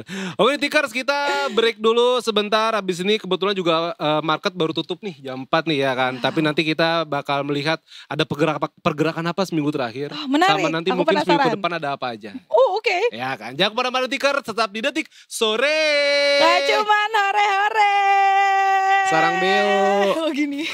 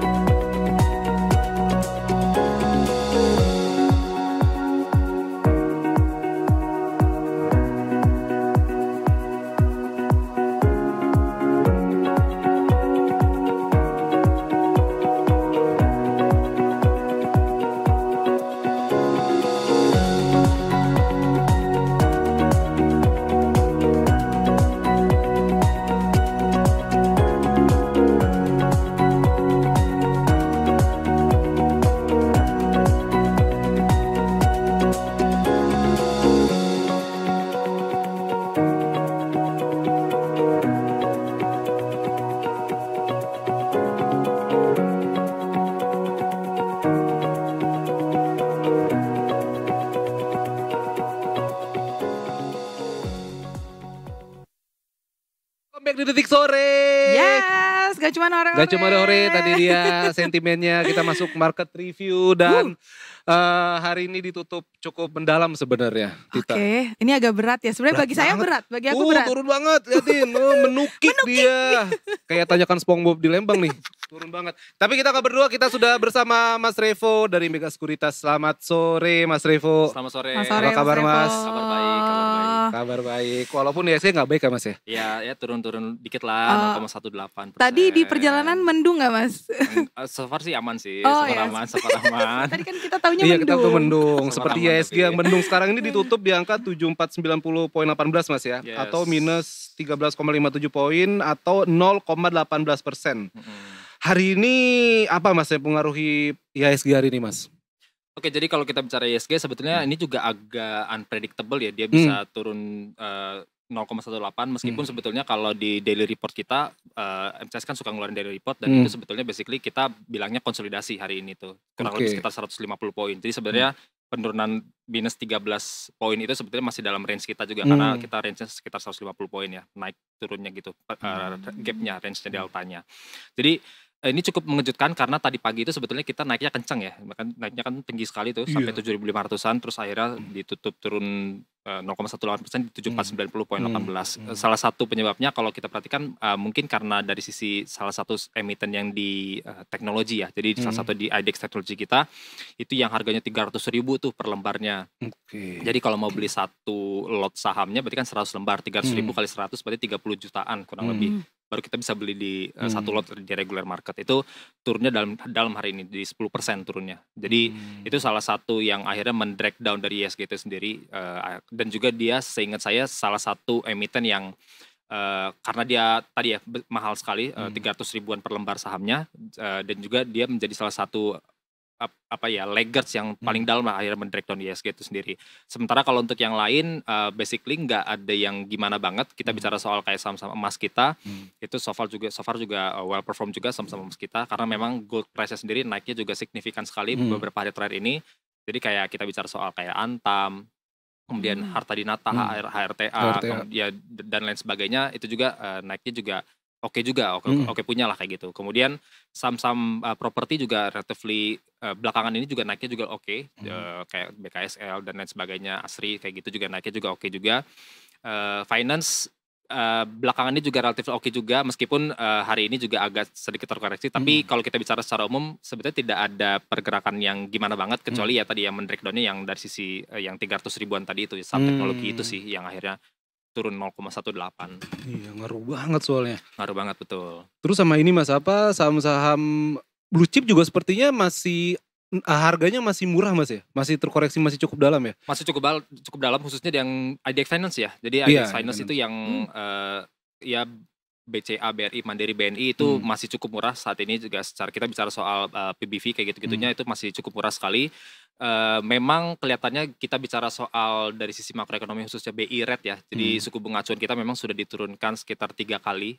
Jadi total 3 kali 25 itu 75 basis point sudah diturunkan sepanjang tahun ini. Tapi memang sampai saat ini belum ada pergerakan yang cukup signifikan karena baik lagi kantong masyarakatnya ini. Jadi kendalanya itu kredit makin murah betul memang. KPR kayak gitu itu makin murah. Tapi kalau masyarakatnya purchasing power dari sisi masyarakatnya sendiri susah, ya siapa juga yang bisa afford untuk bisa KPR dan lain sebagainya. Jadi itu satu hal dengan menurunkan suku bunga acuan, tapi juga kita harus perhatikan dari sisi purchasing power si masyarakat ini, kantong mereka ini tebal atau enggak. Kalau kantong mereka tipis, mau suku bunga turun gimana pun ya susah juga kan mereka untuk mengajukan kredit dan lain sebagainya. Jadi itu bagus menurunkan suku bunga dan kita pun memang dari MCS juga masih ada proyeksi untuk tahun ini di semester 2 2025 ini kelihatan masih akan ada chance untuk BI memangkas suku bunga lagi, suku bunga lanjutan gitu ya. Karena memang kita bicara soal manufakturnya juga agak kurang oke nih.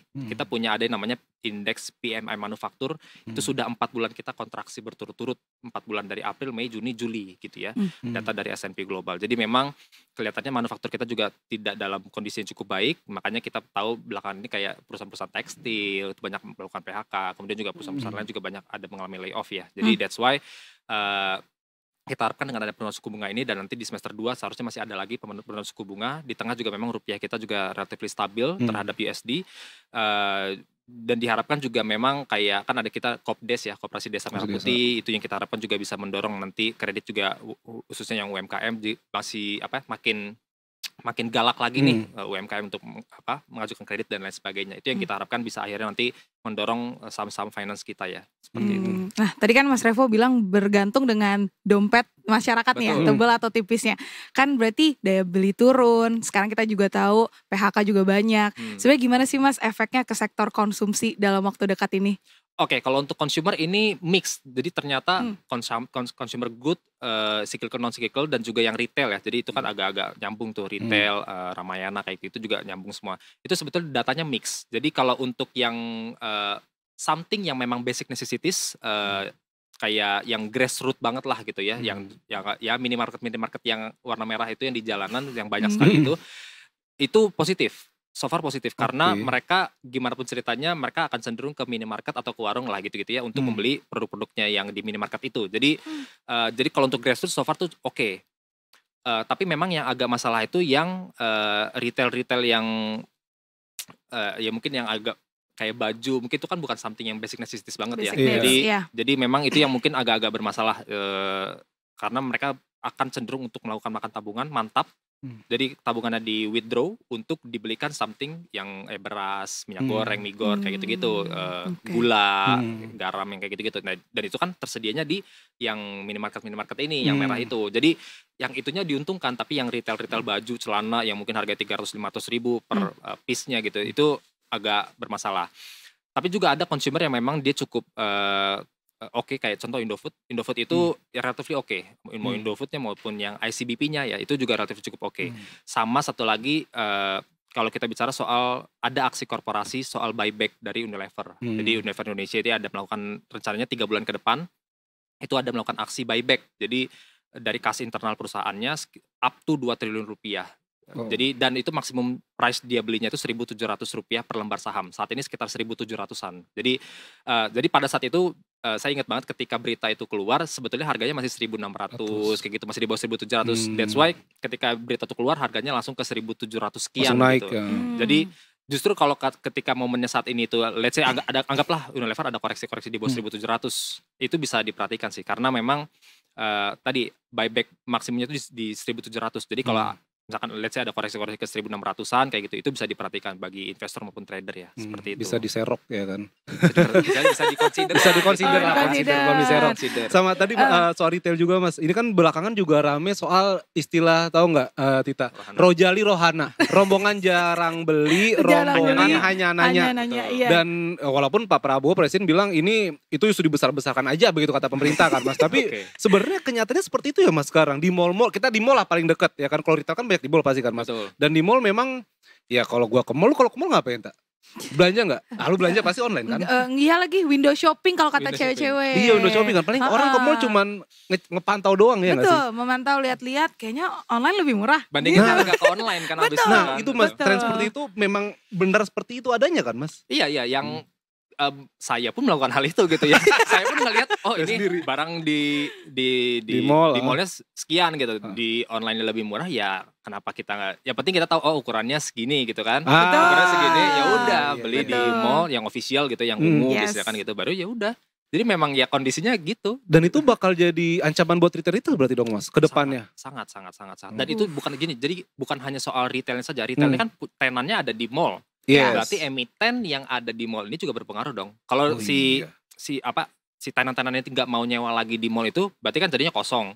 Berarti pendapatan si emiten yang memang dia menyewakan sebagian wilayah dari mallnya ini untuk si tenan-tenan tersebut, jadinya berkurang kan pendapatan si emiten propertinya inilah gitu. Ada salah satu yang berkecimpung di sana. Jadi itu juga berdampak juga, jadi bukan hanya retail tapi emiten properti yang ada yang keterlibatan untuk nyewa-nyewa tenan itu juga bisa kena juga.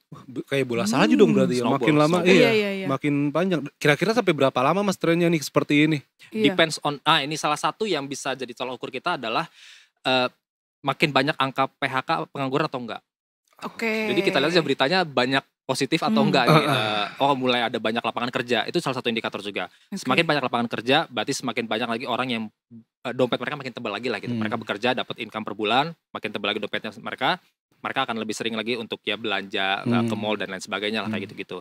nanti mallnya jalan, retailnya jalan lagi kayak gitu. Jadi itu salah satu indikatornya. Yang kedua, suku bunga acuan juga kita perhatikan. Apakah benar-benar diturun atau enggak? Jadi dengan suku bunga acuan, kan jadi gini, kalau suku bunga acuan itu diturunkan, ini efek branded-nya, spillover efeknya itu banyak. Jadi bukan hanya soal bankingnya saja diuntungkan, properti, media juga bisa diuntungkan karena kan ada advertisement di situ kan. Oh iya. Perusahaan-perusahaan yang memang membutuhkan dana dari bank untuk dia mengembangkan bisnisnya, mau itu general manufaktur, maupun di luar, mau manufaktur maupun yang tidak manufaktur, selama dia membutuhkan dana untuk mengekspansi bisnisnya mereka, itu akan diuntungkan juga. Jadi ya itu baik lagi. Jadi kalau suku bunga acuan ini rentetannya banyak nih, bisa kemana-mana juga. Dan salah satu juga dengan suku bunga diturunkan, kita harapkan orang-orang yang sudah mengajukan kredit ke perbankan itu mereka nggak kena NPL, nggak kena non performing loan gitu. Jadi mereka nggak kena kredit macet gitu. Kalau mereka nggak kredit macet kan jadinya bagus ya.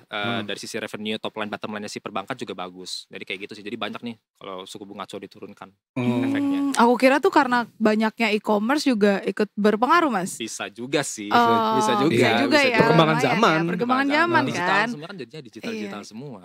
Bisa juga. Iya sih. Panjang nih efeknya nih. Gue pikiran lagi ke depan. Iya. Ya tau-tau ntar gak ada mall lagi gimana? Iya benar sih tapi karena biasanya jangan sampai benar. Salah satu habit yang mungkin aku bisa sampaikan, orang tuh lebih ke arah experience ke mallnya sih kadang kan. Jadi suasananya gini, ngajak anak. Mungkin kalau di rumah space kita kan kecil, tapi kalau ke mall mereka bisa lari-lari kayak gimana, kan ada playgroundnya apalah kayak gitu kan. Itu yang experience yang mungkin mall tetap masih bisa provide ya untuk sampai saat ini. Iya sih, iya bener. Naik ini apa yang mobil-mobilan muter-muter. Iya. Dia lagi. Iya betul, hewan-hewan itu. Hewan-hewan. Baru mau nyebut dia lagi bener hewan-hewan. Itu gak bisa di rumah tuh kayak gitu. Tapi bener, makanya sekarang mall-mall pada banyak yang jualnya experience gitu. Akhirnya. Untuk bertahan ya. Untuk bertahan, bener. Untuk orang pergi ke mall akhirnya kan. Jadi didesain mallnya tuh secantik mungkin biar bisa instagramable lah, macam-macam lah. Sekarang udah canggih lah. Iya sih. Tau ntar di mall ada terjun ya kan, gak ada yang tahu kan. Kan roller coaster udah ya kan. Tau terjun ya kan. Gak tahu kan, bener experience yang penting. Iya betul. Canggih aja ada yang terjun, masa di mall sini gak ada. Atau air mancur gitu kan. Ya, asal jangan air bah lah. Itu gede banget. Jangan air bah. Mas, kita balik ke IHSG nih Mas. Aku kemarin baca beberapa berita yang menarik soal kepala BI itu atau OJK juga atau pemerintah lah Mas. Mereka berharap IHSG ini bisa tembus 8.000 jelang HUT RI yang ke-80, 17 Agustus besok artinya. Apakah itu realistis Mas? Oke, tadi aku mau sampaikan sedikit, sebenarnya bukan kepala BI ya. Jadi bukan BI, BI itu gubernur BI. Gubernur BI. Pak Peri. Pak Peri. Terus juga dari ini kan dari BI juga Bursa Indonesia juga menyampaikan memang target 8.000 itu sebetulnya angkanya nggak jauh dari sekarang, sekitar 500 poin lagi sebenarnya. 7.500 ke 8.000 500 poin lagi. Itu bisa didorong oleh banyak emiten. Ini bisa macam-macam nih, bisa emiten dari konglomerasi, bisa dari perbankan kita. Bisa dari mungkin yang saham-saham yang IPO saat ini juga kan ada saham IPO yang terus ARA tuh, meskipun ada depannya C itu, dia masih terus ARA tuh. FCA terus lepas FCA terus dia masih ARA terus juga. Jadi bisa dari mana-mana, intinya bisa dari mana. Gold juga bisa karena goldnya juga naiknya kencang kan kayak Antam dan sebagainya. Realistis atau enggak ini depends on memang secara asing tuh memang sudah mulai inflow. Sebetulnya asing sekitar 2 hari terakhir tuh ada inflow. Mulai masuk lagi ya? Sudah mulai ada inflow, tapi memang belum gede lah. Masih mungkin ratusan miliar atau 1 T lah in total ya dalam 2 hari terakhir ini. Jadi belum gede.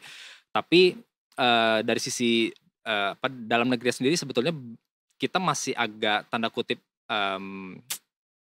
mungkin bahasaku adalah kayak agak-agak meragukan lah gitu ya.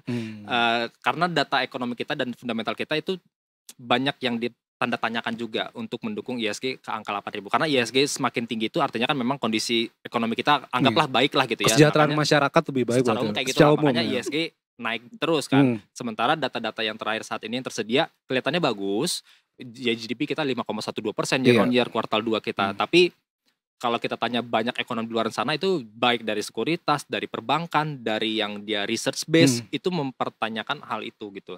How come bisa 5,12%? Bahkan dari konsensus Bloomberg sendiri pun 4,8% kurang lebih angkanya. Ternyata kita 5,1, sangat unexpected sekali gitu ya, above dari konsensus. Jadi bicara soal possibility ya bisa aja, cuma yang dinaikin yang mana ini kita nggak tahu.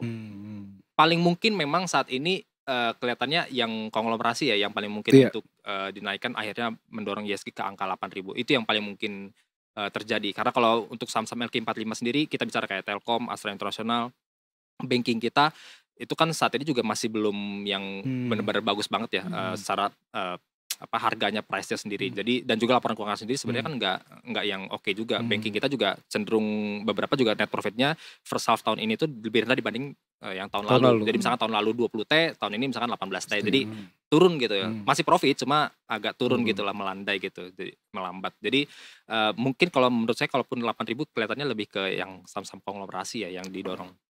Konglomerasi. Agak berat nih ya. Macam-macam nih konglomerasi soalnya. Iya, panjang. Kita bisa 2 jam lagi gitarnya. Tapi Mas kesimpulannya berarti sebagai investor untuk situasi sekarang, waktunya belanja dulu atau hold dulu nih? Tergantung dia punyanya apa. Kalau dia kayak kalau gold menurut saya bisa di hold dulu. Gold, kemudian juga beberapa emiten nikel juga masih oke. Kemudian ada yang berhubungan dengan kayak teknologi, kayak ada media, entertainment, kayak gitu-gitulah, something kayak gitu itu masih cukup oke, secara price chartnya masih bagus. Tapi mungkin yang agak ngeri yang berhubungan dengan batu bara, ini kelihatannya juga agak-agak tertekan. Enggak semua batu bara, ada salah satu batu bara yang dia punya aksi korporasi dan juga sentimen yang cukup baik, kayak buyback 4 triliun adalah salah satu. Dan dia juga punya kalor yang tinggi, itu juga oke. Tapi kalau untuk batu bara yang mungkin yang lainnya lah, ada beberapa batubara lainnya itu kelihatannya agak kurang cukup oke, itu bisa kita hindari dulu. Banking kelihatannya as long as kalau saya lebih suka banking yang yang gede lah, yang kita benar-benar well known banget, karena dia cenderung lebih aman. Tapi kalau yang untuk layer 2, lapis 2 gitu. Lapis 2 kayaknya agak mungkin bisa di trimming posisinya, mungkin gitu ya bahasanya, dikurangin lah kayak gitu kira-kira. Oke. Belajar banyak nih aku. Iya kan, seru kan. Investasi untuk masa tua nanti. Gitu ya, langsung jadi pengen nih. Iya. Siapa saya terima kasih banyak Mas. Sudah datang ke Detik Sore, menarik banget. Nanti minggu depan kita ngobrol-ngobrol lagi Mas. Siap.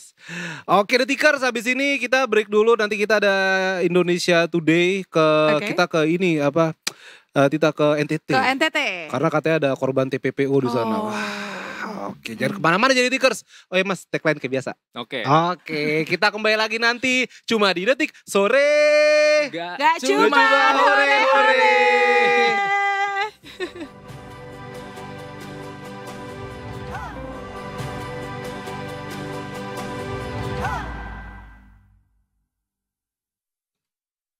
Welcome back di Detik Sore. Selamat datang kembali. Gak cuma hore-hore. Gak cuma hore-hore ya. Lupa Tita. Maaf ya. Langsung lari keliling GBK.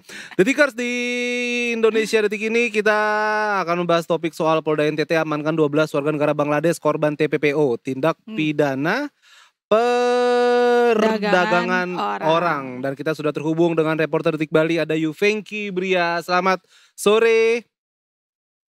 Selamat sore Mas. Iya, apa kabar Mas Yuvengki? Apa kabar Mas? Alhamdulillah sehat selalu Mas. Alhamdulillah sehat selalu. Mas, ini beritanya cukup menghebohkan dan juga update juga di Detik Bali ya. Ini bagaimana cerita awalnya nih Mas, 12 warga negara Bangladesh ini bisa menjadi korban TPPO?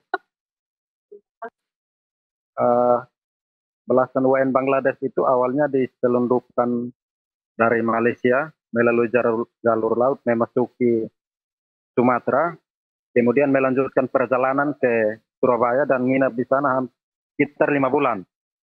Kemudian mereka melanjutkan perjalanan ke Kupang dan baru akhirnya ditangkap pada 6 Agustus 2025 pagi. Oke, Demikian. Berarti itu mereka ini dibawa sama siapa Mas? Atau mungkin setelah penyelidikan polisi begitu ada oknum-oknum gitu yang membawa mereka, dan untuk apa mereka begitu Mas? Untuk saat ini pelaku penyelundupannya masih dalam penyelidikan, yang mana Polda NTT juga berkoordinasi dengan Barreskrim Polri, dan mereka sementara berada di Surabaya untuk mengungkap pelaku penyelundupnya. Oke, nah Mas, sebagai background sedikit saya penasaran, 12 warga negara Bangladesh ini itu anak kecil, apakah ada wanita, atau orang dewasa? Iya. Ya, baik. Belasan orang tersebut semuanya adalah laki-laki dan sudah dewasa.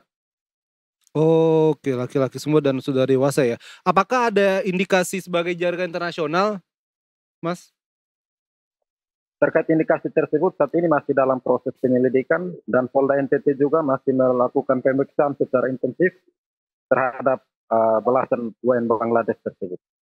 Oke, tadi kan Mas bilang kalau nggak salah di Surabaya 5 bulan ya, Mas? Oke, di Surabaya itu ada penampungannya kah atau mereka diam-diam aja gitu stay di Surabaya? Mereka di Surabaya itu nginapnya di apartemen, namun orang yang menampung dan membawa mereka ke apartemen tersebut juga masih dalam penyelidikan oleh Polda NTT. Oh oke, berarti dari waktu mereka di Surabaya itu berarti polisi yang atau petugas yang terkait itu belum ketemu nih ya Kak ya berarti ya? Baru ketangkapnya di Kupang itu Baru berarti Mas ketangkapnya ya? di Kupang berarti ya Mas ya? Benar. Berarti sekarang posisi mereka 12 warga negara Bangladesh ini ada di Kupang Mas kalau begitu? Atau udah ke Surabaya? Dibalikan gitu? Mereka sementara ada di Polda NTT. Rencananya mereka akan dititipkan di rumah deteksi imigrasi Kupang, UDN Kupang. Oh oke. Tapi ketahuannya gimana tuh Mas di saat di Kupangnya gitu? Maksudnya bisa ketahuan nih apakah misalnya ada 1 orang 2 orang dulu lalu ketahuan ternyata semuanya, ada 12 orang atau seperti apa Mas? Pengungkapan hal itu berdasarkan laporan dari masyarakat kepada Direktorat Intelkam Polda NTT. Dari laporan tersebut kemudian polisi melakukan penyelidikan dan akhirnya menangkap mereka tak jauh menangkap mereka di hotel yang juga tidak jauh dari Polda NTT. Oh, untung hotelnya dekat sama Polda berarti Nah ya. itu dia. Langsung bisa ditangkap berarti. Mas apakah Mas Yufengki apakah sempat mewawancarai 12 warga negara asing ini Mas? Maksudnya mereka apakah ada informasi mereka datang sebenarnya untuk bekerja? Benar. Atau mungkin yang lain-lain Apakah begitu mereka Mas? ditipu juga? Nah mungkin. bisa jadi. Kalau menurut pemeriksaan yang dilakukan oleh Polda NTT, mereka beralasan bahwa mereka hanya ingin libur. Namun Polda NTT menegaskan bahwa apapun alasannya, cara masuk ke Indonesia melalui jalur ilegal. Memang mereka memiliki paspor, tetapi masuknya tidak melalui pos LVN yang resmi. Oh, ngelewati migrasi. Untuk liburan berarti Mas tadi, Mas Yufengki bilang. Bagaimana Bang? Untuk liburan ya atau untuk kerja?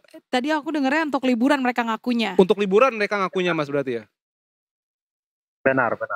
Oh oke, berarti ini memang permasalahan pertamanya adalah saat di perbatasan mereka udah masuk secara ilegal nih Kak. Iya, secara ilegal. Nggak imigrasi juga kali ya? Betul, nggak imigrasi karena kalau WNA setahu saya juga ada jangka waktunya kan, ini udah 6 bulan mungkin udah terlalu lama ya untuk stay di Indonesia. Iya, Mas apakah pihak kedutaan Bangladesh sudah ada tanggapan atas kasus ini Mas?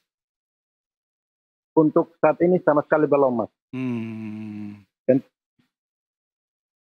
Oke, berarti kalau dari pihak kita sendiri, Mas, dari pihak kepolisian, apakah dalam waktu dekat ini mereka akan dideportasi ke negara asal mereka atau bagaimana langkah selanjutnya, Mas? Benar.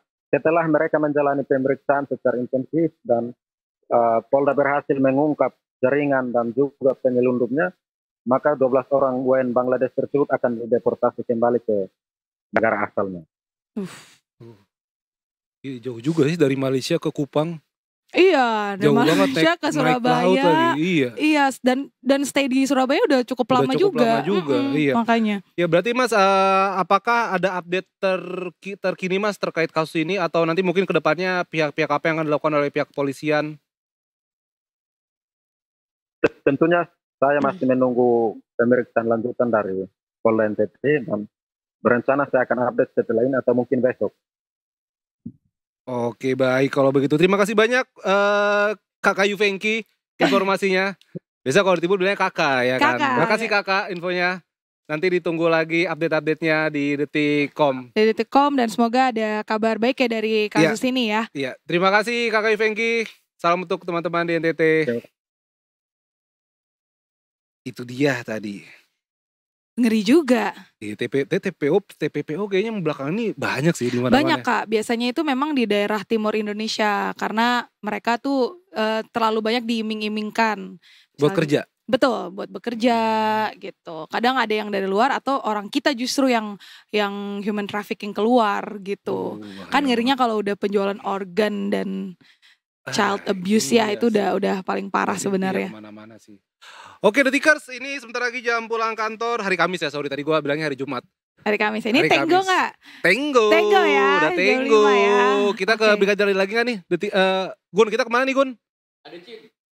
Ke Brigadir Ade? Iya. Oke, ini dia sudah terhubung. Selamat sore Brigadir Ade. Bertemu lagi Brigadir Ade. Bertemu lagi di Markas Avenger. Markas Avengers. Brigadir Ade, aku mau nanya di belakangnya kok sepi ya? Apalagi pada tugas nih? Masih rame sih. Oh, itu cuma belakangnya doang. Belakangnya yang belakangnya kamera dong yang rame. Belakang kamera ya, rahasia dapur. Betul. Jangan ketahuan. Mohon izin Brigadir Ade, silakan laporannya. Baik, terima kasih Afif dan Patricia. Selamat sore Detikers. Kembali lagi dengan saya Brigadir Ade Sintia hadir untuk menginformasikan arus lalu lintas terkini melalui pantauan CCTV Korlantas Polri. Dan langsung saja CCTV pertama kita menuju ke kawasan Jembatan Layang Mampang, Jakarta Selatan. Arus lalu lintas dari arah flyover Tendean menuju ke arah Pancoran terpantau sudah mulai ada peningkatan volume kendaraan. Antrian kendaraan di kawasan ini merupakan kendaraan yang akan memasuki jalur tol dalam kota dan terlihat di jalur tol dalam kota juga menuju ke arah Cawang terpantau ada peningkatan volume kendaraan. Harap bagi para pengendara untuk tetap bersabar dan untuk cek kembali plat nomor kendaraan Anda untuk disesuaikan dengan peraturan ganjil genap. Dan selanjutnya kita bergeser menuju ke kawasan Mega Mall Karawang, Jawa Barat. Arus lalu lintas dari arah Jalan Jenderal Ahmad Yani akan menuju ke arah Jalan Pantura terpantau kondusif lancar. Begitupun dari Jalan Tuparev yang akan menuju ke arah Jalan Jenderal Ahmad Yani juga terpantau kondusif lancar. Antisipasi adanya pertemuan arus di kawasan ini. Dan selanjutnya kita bergeser menuju ke kawasan Terminal Tirtonadi Solo, Jawa Tengah. Arus lalu lintas dari arah Kertosuro atau Klaten yang akan menuju ke arah alternatif Purwodadi atau Grobogan terpantau kondusif lancar, begitupun dari arah sebaliknya. Perlambatan kecepatan kendaraan pun dapat terjadi hanya menjelang traffic light. Selepas traffic light, kendaraan dapat maju dengan kecepatan normal. Dan harap bagi para pengendara untuk tetap menjaga batas kecepatan maksimal kendaraan Anda. Dan yang terakhir kita menuju ke kawasan alun-alun Situbondo, Jawa Timur. Arus lalu lintas dari arah Karangasem yang akan menuju ke arah Mandaan terpantau ramai lancar, begitupun dari arah sebaliknya. Harap bagi para pengendara khususnya kendaraan roda 2 untuk tetap menggunakan helm baik jarak dekat ataupun jauh mengingat kecelakaan tidak mengenal jarak. Dan demikian informasi yang dapat kami sampaikan, dan bagi Anda yang ingin mendapatkan informasi tentang kondisi arus lalu lintas terkini, Anda dapat menghubungi call center kami di 1500669 atau dapat melalui SMS center 9119. Stop pelanggaran, stop kecelakaan, keselamatan untuk kemanusiaan, Indonesia tertib dan salam presisi. Demikian Brigadir Ade Sintia melaporkan, selanjutnya kembali pada rekan di studio. Baik, terima kasih Brigadir Ade. Brigadir Ade, aku mau tanya, kalau nggak salah kan operasi Patuh itu udah selesai 27 Juli kemarin ya. Itu nanti bakal ada operasi lain lagi nggak Brigadir Ade? Ada sih. Tapi kok ya kurang yakin. Ada. Jadi setiap tahun itu kita memang ada 5 operasi 5 gitu. Operasi.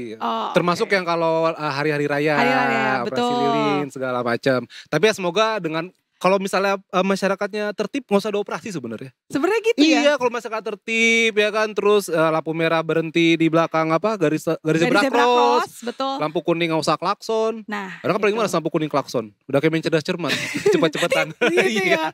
Terima kasih banyak Brigadir Ade informasinya. Salam untuk teman-teman TMC, salam presisi. Salam presisi. Oke, terima kasih.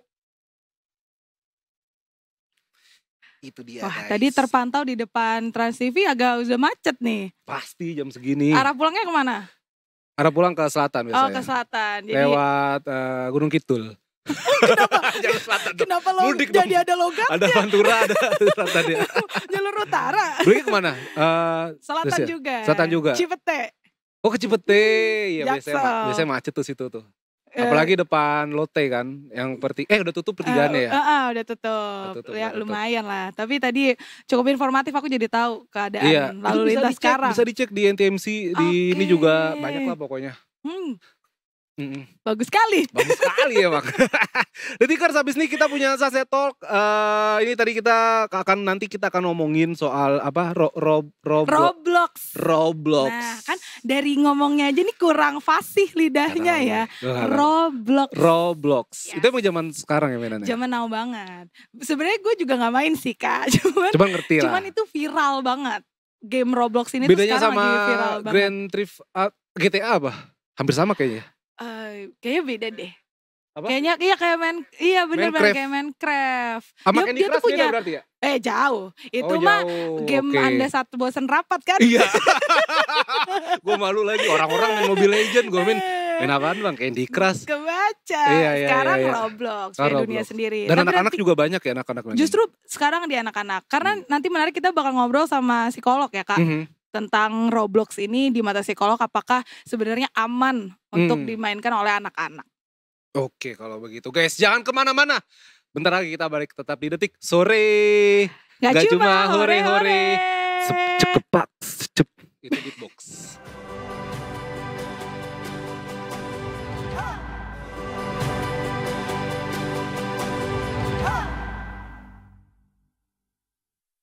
Balik lagi di Detik Sore. Gak cuma hore-hore. Bagus kan? Udah bagus. Enggak cuma kita nanti udah ngomongin udah berat banget ya. Udah kayak ini bakal boleh dibawa kemana arah bangsa kita. Generasi emas 2045. Wow. Itu dia ya. Berat sekali ya. Berarti kan itu nanti akan dilanjutkan oleh adik-adik kita. Nah itu dia. Oleh anak cucu. Betul. Tua banget gue ya. Iya. Tapi kan namanya anak kecil Kak. Selain belajar, mereka juga bermain. Itu dia. Main game apalagi? Main game, apalagi zaman kakak terutama itu masih game konvensional yang main yuk Tita, main yuk datang ke rumah gitu kan. Main Enggrang, main Galaksin. Tahun umurnya ya. Kalau gue udah mulai terpapar game-game online. Dan makin kesini Gen Z, Gen Alpha makin online lagi gamenya, makin gak main sama orang real gitu. Iya bener main sama orang real tapi maksudnya orangnya beneran. Orangnya di luar dunia maya digital. Gitu. Nah itu dia apalagi soal Roblox nih. Roblox bener kan? Roblox betul. Yang lagi booming banget yang jadi pro kontra juga. Betul. Makanya kita undang sosok yang bisa menengahi. Bisa memberikan inspirasi. Memberikan cahaya di kala kegelapan. Yes. Asik. Kata-kata hari ini kita sambut. Gitu ya kata-kata. Paham. Kita sambut narasumber kita. Ada Mbak Veronica Adesla dari psikolog klinis. Selamat sore Mbak Vero. Sore. Apa kabar Mbak? Semangat kita. Apa kabar? Baik, sehat. Sehat. Walaupun studionya dingin banget ya Mbak ya. Iya benar. Banget ini. Ya di bawah udah pakai sarung ini sebenarnya. Dingin banget di sini. Mbak Vero, ini Roblox ini kan memang jadi omongan akhir-akhir ini kan Mbak. Yang mana game itu Tita bisa menjelaskan sekarang Tita. Takut salah saya. Saya juga sebenarnya takut salah nih ya. Jadi saya lihat adik saya main atau di kantor saya juga ada. Jadi memang Roblox ini suatu permainan yang ada room-roomnya atau dunianya sendiri. Terus bisa bikin karakter. Mungkin kalau angkatan kita familiarnya dengan The Sims. Yes, The Sims ya. ya. Untuk permainan karakter. Iya bikin dunia gua di situ. Bikin rumah sendiri. Betul. Nah kalau di Roblox ini memang karakternya agak unik dia, kotak-kotak gitu. Terkenalnya seperti itu yang viral ya. Dan bisa jadi profesi apa saja memang di Roblox gitu. Oke. Nah penasaran nih dari POV-nya Mbak Veronica untuk game yang seperti itu formatnya itu sebenarnya untuk anak-anak baik gak sih Mbak? Roleplay itu kan sebenarnya permainan yang kita juga mainkan waktu kecil ya. Kalau dulu nih perempuan itu kan mainnya roleplaynya adalah jadi ibu rumah tangga, kalau nggak jualan di pasar gitu kan, jualan bensin gitu, terus naik motor gitu, terus beli bensin dong gitu kan. Sebenarnya roleplay itu adalah bagian dari memang proses pembelajaran anak-anak, permainan anak-anak itu nggak apa-apa gitu ya roleplaynya nih ya. Tapi memang kemudian kan kalau dulu kita bermain seperti itu kan ada di bawah pengawasan ya, masih di rumah. Kan kelihatan juga mainnya apa gitu kan. Yes. Berbeda dengan ketika kita bermain di gadget. Siapa yang bisa mengawasi terus-terusan gitu, itu role play-nya apaan sih, siapa sih yang diundang di sana, siapa aja yang datang, pembicaraannya apa gitu ya. Itu kan gak bisa diawasin sedemikian full gitu sebenarnya. Jadi memang mungkin gak ada di sana ada percakapan-percakapan yang ternyata tidak sesuai dengan umur. Mungkin gak ada hal-hal yang interaksi-interaksi yang ternyata mengandung unsur-unsur yang tidak sewajarnya untuk usianya, mungkin aja gitu kan. Nah itu yang memang harus menjadi faktor yang kita pertimbangkan dengan sangat matang, terutama untuk orang tua. Artinya memang kalau untuk permainan-permainan yang digital apapun itu, pengawasan orang tua menjadi sangat penting. Gitu. Kemudian tidak hanya pengawasan tapi juga pembekalan terhadap anak-anak. Mana game yang sesuai dengan usianya, mana yang tidak. Mana yang boleh untuk dilakukan, mana yang tidak. Mana percakapan yang boleh diutarakan, mana yang tidak. Itu nggak benar. Gitu ya. Itu kan anak perlu memahami ini. Karena kalau tidak, ya akhirnya anak belajar dari teman-temannya, belajar dari digital, belajar dari gadget gitu. Menganggapnya itu adalah hal yang biasa kok. Terus kayak gitu biasa gitu, padahal sebenarnya itu tidak biasa dan itu tidak boleh gitu. Terus belum lagi chat di situ kita kan nggak lihat orangnya langsung ya. Iya Usia lagi. kita mana tahu gitu kan. Iya Kita lagi. pikir sepantaran ternyata gitu ya. Misalnya pas meet up loh. Ini anak kecil loh. Seumuran kamu ternyata seumuran kamu. Gitu kan, jadi ya itu salah satu hal yang kita nggak bisa memastikan karena kita nggak lihat orangnya gitu. Oke. Walaupun memang kalau main game Mbak, aku punya banyak banget contohnya Mbak, teman-temanku itu jago bahasa Inggris karena main game. Banyak. Banyak banget kan. Tapi memang pada akhirnya game ini saya sekarang bahkan aku kalau ngelihat kayak misalnya streaming game kan game ada streaming juga kan. Iya. Itu ya mohon maaf ya Mbak Viro, ada kata-kata kotor lah gitu. Yang mungkin kalau ini zaman gue dulu gue ngucapin itu digesper gue. Tapi kok gitu iya ya. kan kalau sekarang jadi kayak normal gitu kata-kata binatang itu gitu kan. Iya. Kadang gini, ada juga beberapa, ini klien nih contoh ya. Karena terbiasa mendengar, terbiasa juga diucapkan, itu terbiasa dalam percakapan. Tapi sebenarnya paham gak sih itu maksudnya apa? Paham gak sih bahwa itu sebenarnya sangat kasar loh? Nggak paham. Ada gitu, Dianggapnya itu hal yang biasa, normal aja. Kayak misalnya kalau kita ya, maaf kalau misalnya kita ngomong bahasa binatang lah gitu ya. Kita udah ngomong kan, wah parah lu ngomong kayak gitu ya gitu. Tapi mungkin kalau udah sering terbiasa ngomong kayak gitu, seakan-akan itu normal aja. Kayak kita ngomong bukan bahasa binatang, tapi kita ngomongnya kayak, kita ngomongnya apa ya, maaf deh misalnya bego lu gitu, tapi bego lu jadi bercandaan, terus kayak bego lu semua dibilang bego lu gitu kan. Iya. Seakan-akan itu hal biasa, enggak, padahal itu tidak boleh gitu kan. Itu menyakitkan hati orang gitu, walaupun anggapnya bercanda gitu, tapi itu tidak, kata-katanya tidak boleh diucapkan sebenarnya kayak gitu. Atau kata-kata F gitu kan, itu juga banyak tuh gitu kan, tapi kan itu nggak boleh sebenarnya gitu, karena itu tidak sopan dan bisa melukai hati orang lain gitu. Jadi itu harus diajarkan bahwa ketika muncul kata-kata kayak gitu harus ditegur. Seperti itu. Nah, tapi balik lagi itu kan balik lagi parental kontrolnya kan harus kuat gitu. Parentingnya juga harus kuat di sana gitu. Tapi aku setuju bahwa tidak semua game itu ibaratnya buruk. Tidak semua game buruk. Ada positifnya gitu. Misalnya game-game yang sifatnya edukatif. Game-game yang sifatnya ada storyline-nya dan ternyata gini. Aku tuh banyak beberapa kali diminta oleh mahasiswa yang udah mau lulus gitu ya. Mereka lagi membuat game. Tapi gamenya ini mereka kaitkan dengan kesehatan mental. Jadi mereka membuat game, misalnya salah satunya mereka membuat game tentang hoarding disorder. Gitu ya, menjelaskan mengenai hoarding disorder melalui game, permainan, sehingga orang jadi lebih paham, oh kayak gini toh. Oh kalau kayak gini berarti harusnya bisa apa caranya gitu ya. Itu edukatif nggak? Edukatif. Jadi nggak semua game itu sebenarnya buruk, tidak gitu. Dan setahu aku di Roblox juga memang aku sempat tanya juga, memang benar nggak sih ada game yang ngajarin misalnya tentang desain lah, coding lah segala macam. Iya, di Roblox ada gitu. Berarti kan memang kita juga harus membantu anak memahami untuk memilih dan memilah gitu kan, dan membantu anak juga untuk mewaspadai misalnya dari game-game digital ini mana yang berbahaya untuk dia. Seperti itu, mana yang beresiko, dan harus selalu anak juga diajarkan untuk terbuka ngomong gitu.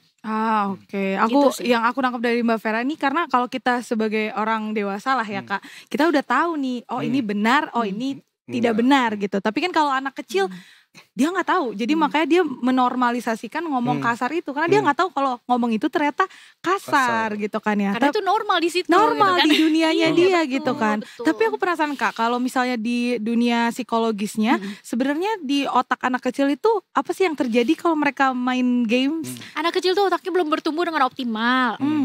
orang itu bertumbuh dengan optimal otaknya itu ya, bagian depan nih consecutive functioning itu benar-benar baru matang itu di usia 20-an something, 25-an. Baru matang loh ya. Berarti bayangin kalau anak-anak kecil usia 0-5 tahun misalnya ya. Kemudian 5 sampai 12 tahun itu masih masa pertumbuhan banget, bahkan consecutive functioningnya untuk mengambil keputusan belum berkembang dengan baik gitu ya. Masih dalam pertumbuhan gitu ya. Jauh lah gitu. Nah, berarti mereka tuh belajarnya dari apa sih? Kita selalu ngomong anak kecil itu mesti diajarin, dicontohin. Dicontohin gitu. Apa yang dia lihat itu yang akan dia lakukan. Makanya biasa ngomong misalnya anak kecil kok dia ngomongnya kayak gitu sih gitu, belajar dari mana nih gitu, pasti ada nih yang ngajarin gitu ya. Oh tapi misalnya di orang tua nggak ada, sekitar rumahnya ternyata baik-baik aja misalnya contoh ya. Ya ternyata mungkin dia jadi belajar dari game gitu kan. Nah itu dia belajar dari sana dan dia, apa yang dipelajari ya diterapkan gitu. Belum lagi belum bisa untuk membedakan. Anak kecil bilang gini, kita waktu jadi orang tua dulu waktu kita kecil gitu ya, orang tua suka ngomong kan ngajarin mana yang boleh mana yang nggak boleh. Jangan main api, tangan yang ditaruh di atas api nanti kebakar gitu. Paham nggak anak kecil sebelumnya kalau nggak deket? Nggak paham kan? Coba aja. Lalu terus nangis karena ternyata panas. Iya. Berarti kan dia belajar dari pengalamannya dia. Tapi ada hal yang nggak perlu dialami dulu baru ngerti dong. Artinya kan harus ada yang kita kasih tahu ke anak gitu. Nah di game ini gitu ya, misalnya kalau tanpa pengawasan balik lagi gitu ya. Anak itu belajar dari mana ya? Balik lagi dari game itu, ada nggak di game itu kemudian ngomong ini nggak boleh, itu boleh? Siapa yang bisa ngontrol itu gitu? Kecuali memang orang tua yang kemudian atau pengasuh yang kemudian ikut terlibat di sana dan memberitahu gitu kan, ini nggak boleh, yang game kayak gini nggak boleh. Kamu tahu nggak kalau game kayak gini mungkin kalau di game dilakukan, dipukul orangnya nggak apa-apa karena bukan orang asli. Coba kalau di luar, kamu lakukan kayak gitu, sakit. Kamu pernah nggak dicubit? Dicubit aja sakit nggak? Sakit kan, apalagi kalau kamu lakukan kayak gitu. Jadi ini tidak boleh dilakukan. Gitu. Iya kan harus ada pengajaran kayak gitu. Sama di usia berapa sih Mbak sebenarnya anak itu gimana ya bilang ya? Maksudnya misal aku punya anak nih Mbak, terus aku di usia anak aku berapa aku boleh ngasih video game Mbak? Karena kan memang sekarang ya dewasa ini kan banyak yang ya sebenarnya aku nggak ngejudge juga sih, banyak orang tua yang anaknya rewel udah kasih game diem. Anaknya rewel udah kasih HP diem gitu. Sebenarnya ada ilmunya gak sih Mbak? Batas-batasan nih sebenarnya kan kayak Mbak Vero bilang usia 5 sampai 12 tuh lagi pertumbuhan banget. Apakah mungkin di usia 5 tahun atau mungkin patokannya entar deh pas udah SD. Ada gak sih Mbak patokan-patokan seperti itu? Sebenarnya kan semakin kecil usia itu jelas pengawasan harus semakin ketat. Main di depan harus ditemenin, didampingin terus gitu ya. Misalnya 0 sampai 5 tahun gitu ya, kita dampingin gitu. Durasi waktu ada nggak? Ada lah. 0 sampai 5 tahun, 30 menit udah maksimum. Selebihnya kita harus balik lagi ke permainan-permainan yang memang tradisional, yang memang melibatkan orang lain nyata gitu kan. Karena itu yang dipelajari berbeda loh. Interaksi ada orang lain langsung di depan kita lihat ekspresinya, kita lihat emosinya langsung gitu ya, kita lihat responnya. Kita belajar untuk mengasah skill kita yang lain. Skill apa? Interpersonal skill. Skill kita untuk membangun hubungan dengan orang lain secara personal, interpersonal gitu ya, dan secara langsung. Jadi kita nggak kagok gitu. Sementara kalau di game seperti itu ada interaksi, ada tapi interaksi terbatas. Apa bentuknya? Chat, mendalam, tidak. Bisa lihat ekspresinya, tidak. Itu membuat kemampuan interpersonal skill juga tidak bertumbuhkan seperti itu. Nah balik lagi ke tadi, berarti ada nggak batasannya? Tentu kalau durasi waktu ada 30 menit itu satu. Pengawasan ketat ya harus dong diliatin lah anaknya masa ditinggal gitu. Kemudian 5 sampai misalnya kemudian 12 tahun itu ada durasi waktunya nggak? Ada 1 jam maksimum. Itu kalau di hari misalnya Senin sampai Jumat di hari sekolah dia gitu ya. Nanti misalnya di hari weekend boleh nggak lebih lama? Ya boleh maksimum 2 jam gitu ya. Tapi itu dilepasin gitu aja juga ya enggak sebenarnya. Malah sebenarnya yang penting itu di-encourage dia untuk bermain, balik lagi, bermain langsung. Melatih apa? Kalau untuk anak-anak nih ya, untuk seluruh anak-anak nih, itu akan melatih juga motorik dia. Main Galaksin ngerti kan? Iya. Betapa capeknya itu. Capek. Terus harus membaca gerakan orang gitu. Iya. Itu ngelatih kita punya tubuh seluruhnya, otak kita dilatih gitu untuk membaca, melihat, dan juga motorik kita dilatih untuk motorik kasar dan motorik halus. Tidak cuma motorik halus yang pakai tangan ya. Ini halus. Ini motorik halus namanya Mbak, yang main game-game itu. Ya? Itu halus. Motorik kasar itu adalah otot-otot besar kita. Gitu. tangan kita lari, kita bergerak gitu ya, kardionya juga dapat gitu. Itu pertumbuhan fisik anak-anak menjadi lebih optimal di sana. Keseimbangan tubuh juga dapat, nggak cuma keseimbangan jempol gitu kan. Kayak maksudnya gitu kan.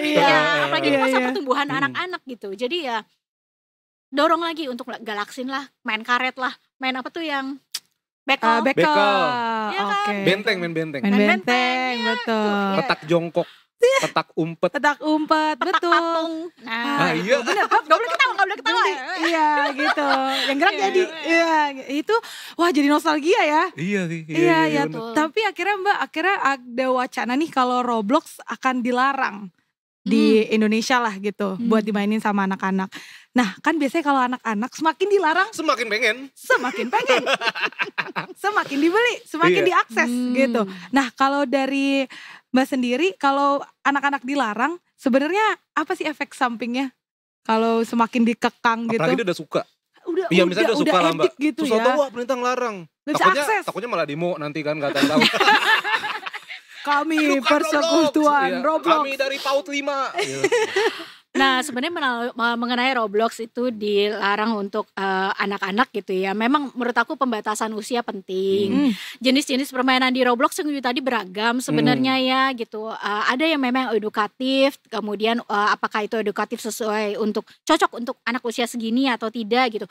Menurut aku itu yang harus dikategorikan dengan baik gitu. Tapi karena anak mungkin nggak curi-curi gitu ya, ini nanti harusnya usia segini baru boleh main ini gitu ya, terus dia curi-curi lah ya, mungkin aja gitu. Tapi balik lagi kan berarti anaknya tetap harus ada di bawah pengawasan orang tua. Balik lagi seperti itu handphonenya diaturlah ada ya Google yang parental control kan. Parental control betul, ada itu semua app bisa dikontrol. Itu pakai yang kayak gitu. Orang tuanya belajar untuk lebih nggak gaptek lah ya gitu, nggak kalah sama anak-anaknya gitu. Nah kemudian kalau anak suka kemudian dilarang, anak mah apapun kalau dia suka dilarang dia pasti curi-curi lah. Pasti. Pasti. Itu karena kenapa? Anak belum bertumbuh kemampuan untuk apa? Apa yo? Untuk bilang stop. Menerima keadaan. Kok dalam gitu? Kamu yang harusnya ini ya. Kalau menerima keadaan orang yang dewasa juga belum tentu bisa ya. Iya lagi. Kita aja belum bisa apalagi anak kecil. Nah itu. Untuk meregulasi emosi dia. Jadi untuk menunda kesenangan gitu ya. Susah banget suruh diajarin. Jangan sekarang. Itu kan tadi baru aja makan ini. Kan 2 hari lagi boleh. Tapi kalau sekarang enggak gitu. Itu aja kan susah banget tuh. Tapi gitu kan. Nah itu kan tetap harus kita harus tetap konsisten mengajarkan kepada anak untuk enggak nanti sakit. Kan tadi udah makan gula. Ini enggak boleh makan manis-manis lagi gitu. Gitu. Nah itu bisa enggak anak mungkin akan cranky dulu. Dia mungkin akan tantrum gimana dulu, guling-guling dulu kan gitu. Tapi kan harus tetap dikasih tahu, tetap harus diajarin. Artinya apakah berarti kita enggak boleh ngelarang? Ya untuk hal-hal yang perlu dilarang ya memang harus dilarang begitu. Okay. Balik ke konsep besarnya ya. Untuk hal yang perlu dilarang ya harus dilarang gitu. Anaknya akan coba-coba, ya mungkin anak akan coba-coba. Tapi kita juga harus konsisten tetap tidak boleh. Gitu. Mungkin ngerti, mungkin enggak. Ada anak yang tetap nggak ngerti kenapa enggak gitu ya. Mungkin masih belum nangkep gitu ya. Enggak apa-apa, tetap bilangnya ya memang nggak boleh. Masa iya kita yaudah coba aja sama anak macan gitu kan. Anak macan gak apa-apa gitu. Ntar digigit sakit gak sakit. Tapi udah buntung. Gak lucu gitu. Maksud aku tuh ya sudah gitu. Iya sih.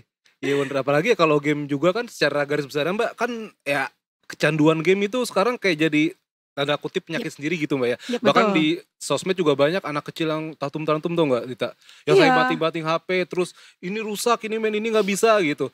Nah kadar kecanduan itu seperti apa sih Mbak? Batas kecanduan itu, maksudnya mungkin juga ada tikers di rumah yang lagi punya anak begitu kan. Bisa tahu kecanduan itu apa sih batasnya gitu? Yang jelas kelihatan nggak bisa lepas dari gadget dia. Itu pasti gitu. Gak bisa lepas, main terus, disuruh belajar, gak mau belajar, curi-curi main lagi gitu. Akhirnya kan banyak hal yang tidak bisa dilakukan sama anak itu karena ketergantungan sama si gadget ataupun permainan itu. Disuruh makan, Ntar. Sejam kemudian, 2 jam kemudian, udah makan belum? Masih megang dan masih main. Itu udah pasti kecanduan. Pasti gitu. Belajar, enggak. PR nggak dikerjain, besok dipanggil sama guru, orang tua yang dipanggil kamu Iya. ya gitu, itu artinya dia udah kecanduan. Makanya saya selalu bilang gini, kita bilang ke anak misalnya jangan main mulu gitu, tapi kita harus kasih tahu anak untuk melakukan aktivitas yang lain. Apa itu? Jangan juga bilang jangan main mulu, tapi juga nggak dikasih aktivitas misalnya ya. Dia juga bingung, terus aku ngasih ngapain? Gitu. Iya sih. Aku mesti ngapain? Mau juga sibuk sendiri, papa juga sibuk sendiri gitu kan? Ngapain gitu? Nah itu, ya itu harus diajari untuk jangan main, kamu ini bantuin ini. Kalau nggak jangan main, kamu keluar tuh main sepeda tuh sama ini. Ya jangan main bawa ini nih, bawa si kucing nih main depan misalnya gitu kan. Harus ada sesuatu gitu. Activity lain berarti. Iya. Kalau nggak dia kayak ngapain gitu. Iya. Waktu belajar gitu. Tapi kan kalau ini kejadiannya sudah kecanduan ya Mbak. Tadi lumayan parah juga ya kasusnya. Kalau misalnya kita punya adik, saudara yang udah kita, biasanya di internet tuh namanya iPad Kid. Jadi dia nggak bisa diem tuh kalau iPadnya udah diambil tuh pasti dia udah tantrum lah gitu ya. Withdrawal syndrome tuh. Betul. Tapi kalau dari preventifnya nih Mbak, sebenarnya yang biasanya Mbak sampaikan ke orang tua gitu untuk mencegah nih anaknya tidak kecanduan bermain gadget, itu seperti apa biasanya Mbak yang disampaikan? Kenalkan anak-anak, explore anak-anak dengan berbagai aktivitas positif yang nyata, konkret. Apapun itu. Mau gambar, mau dia les robotik, mau dia nari, mau dia main bulu tangkis, main soccer, main layang-layang gitu. Explore semua itu biar anak-anak paham bahwa ternyata banyak aktivitas di luar sana yang bisa aku lakukan. Gitu. Dan mungkin mereka menemukan hal yang mereka cocok dan mereka jatuh cinta dengan itu kan? Jadi, iya udah mereka nggak akan lagi bergantung sama gadget karena nggak seru. Iya ya, benar. Nggak seru. Tapi apalagi kalau di dunia Roblox gitu ya Kak, kalau kita yang main orang gede kan kita udah tahu ini memang ada nih profesinya gitu kan. Tapi mereka nggak pernah merasakan. Kalau anak kecil tuh kayaknya memang bener kan, kita harus explore supaya mereka tahu beneran ada loh mainan layangan gitu, beneran ada loh aktivitas memancing misalnya. Dan gitu. itu lebih menantang, lebih sulit loh. Nah, nggak sepanjang cuma ini. Karena kan harus ngukur anginnya dari mana gitu, terus kapan mesti tarik, kapan dilepas gitu kan, itu lebih menantang. Iya sih, setuju. Aktivitas fisik sebenarnya. Iya benar. Dan bakal membekas sih. Bakal membekas bener. Soalnya aku dulu jadi cerita jadi malu nih Mbak. Jadi aku dulu waktu kecil Mbak, itu aku suka banget main ke warung kan. Jadi ya kebetulan saudara juga punya warung gitu kan. Ya main aja gitu, iseng ngapain kayak, maksudnya benerin cike kayak apa kayak. Sampai akhirnya aku suka banget, itu aku kayaknya masih TK deh Mbak. Akhirnya aku suka banget tidur di beras Mbak. Gitu. Lu tau beras ada baknya kan? Aku tidur di situ Mbak. Dan itu kayak, kok enak banget ya gitu. Tapi alhamdulillahnya untuk orang tua aku gak ngomelin gitu. Cuman ngapain sih Bib? Ini lagi tidur gitu. Tapi aku jadi core memory kalau bau beras tuh enak loh ternyata. Sampai sekarang gitu. Gue masih, jadi kalau misalnya disuruh masak nasi jadi ya udah masak nasi jadi nyium baunya gitu. Tapi emang bener membekas banget gitu Mbak. Iya betul. Maaf ya buat warung Bang Epi waktu itu. Beneran gue tiduran. Tumbuh besar di toko klontong gitu. Kan lu tau bak beras gede banget kan? Tahu gue. Itu enak banget rasanya. Walaupun ada kutu-kutu dikit sih. Cuman maksudnya enak aja. Bener sih Mbak, itu membekas sih Mbak aku. Ya, betul. Jadi kalau dulu gak tahu ada apa. Dulu kan bak mandi beneran ya dari semen kan. Dari semen terus isi air kan ya. Nah itu kan ada kala-kala di mana bak mandi itu dicuci. Ya misalnya seminggu sekali dicuci gitu ya. Nah pada hari pencucian yang aku lakukan biasanya aku masuk ke dalam bak mandi, aku berenang sebelum dicuci. Betul. Itu experience yang kayak gitu loh, maksudnya itu kan hal yang nggak bisa tergantikan lah ya, bener nggak bisa tergantikan gitu. Dan itu lebih seru, lebih menantang dibandingkan ya cuma sekedar di depan gadget kita, ketemu orang juga enggak gitu ya.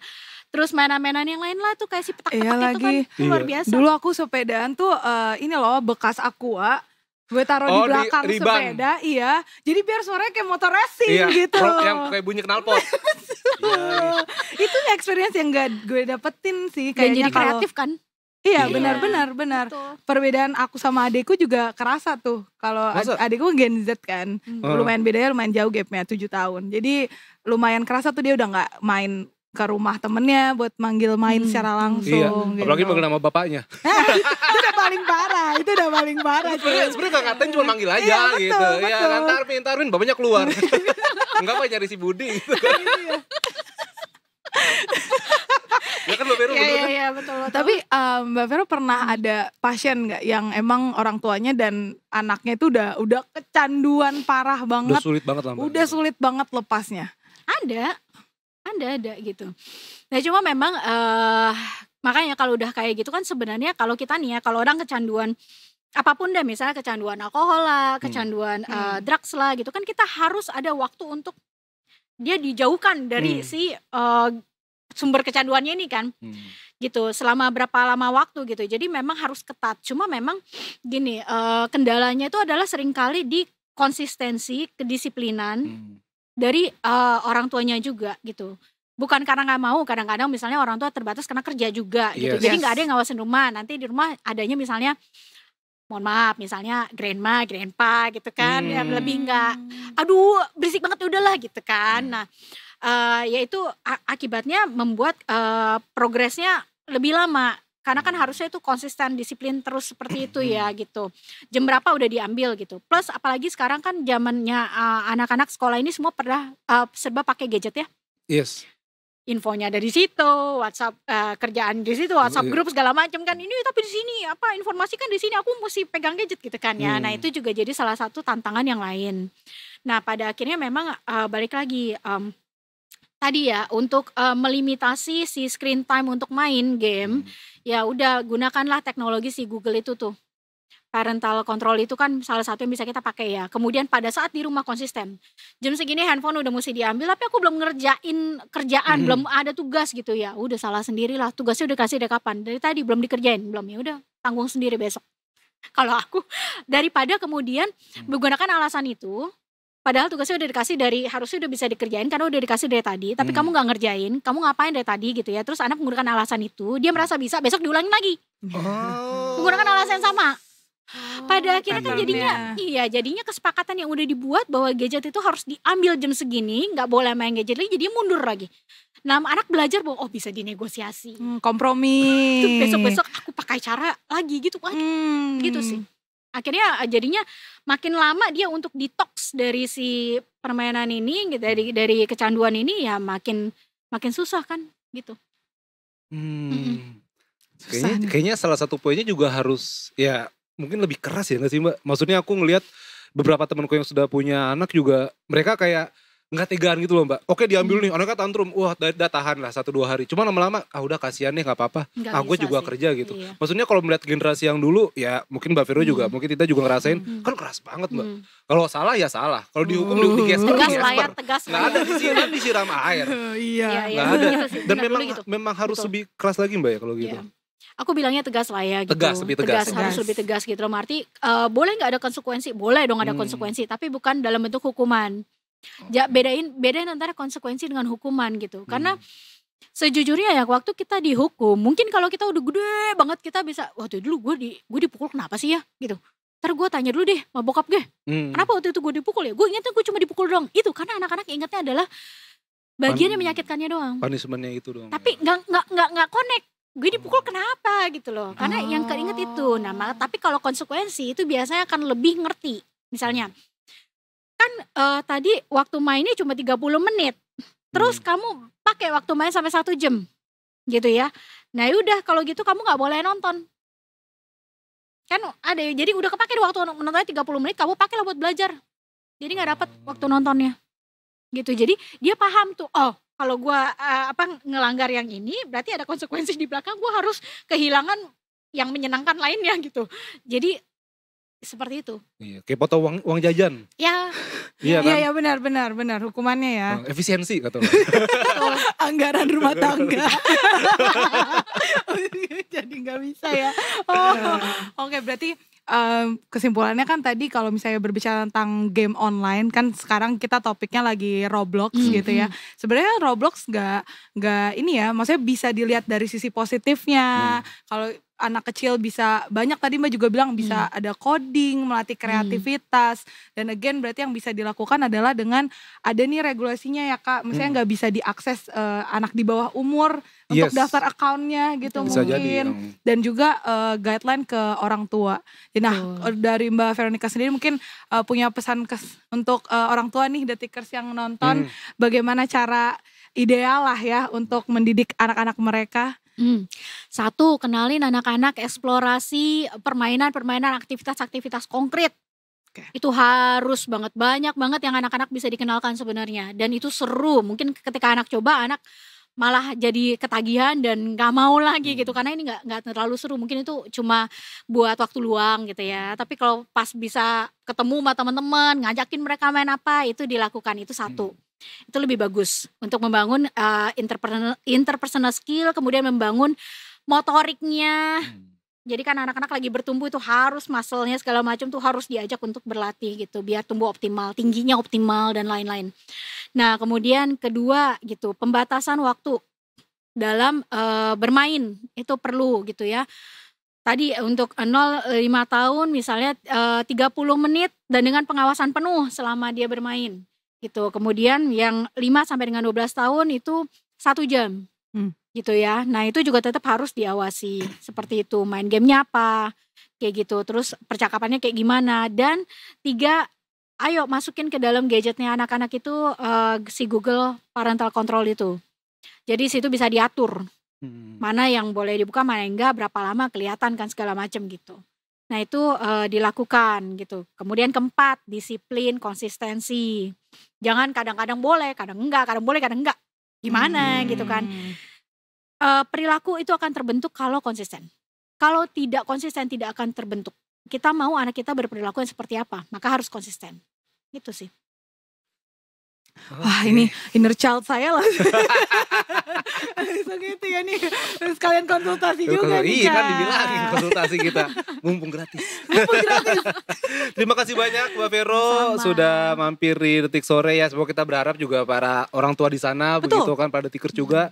Ya tadi kata Mbak Vero mengenali gadgetnya anak-anak juga dan ya harus melakukan pengawasan gitu dan paling ya penting. Dan gak mau kalah sebenarnya sama anaknya. Biasanya anaknya main game itu, wah gue harus tahu nih ini apa nih sebenarnya. Iya benar-benar kan? Harus lebih 2-3 langkah lebih advance dari anaknya sebenarnya kalau sebagai orang tua. Betul, meneliti dulu ya. Iya kan? Karena emang Roblox ini lagi viral banget di mana-mana Mbak, di TikTok bahkan jadi ada dance ininya, trennya gitu. Coba gimana deh? Gitu.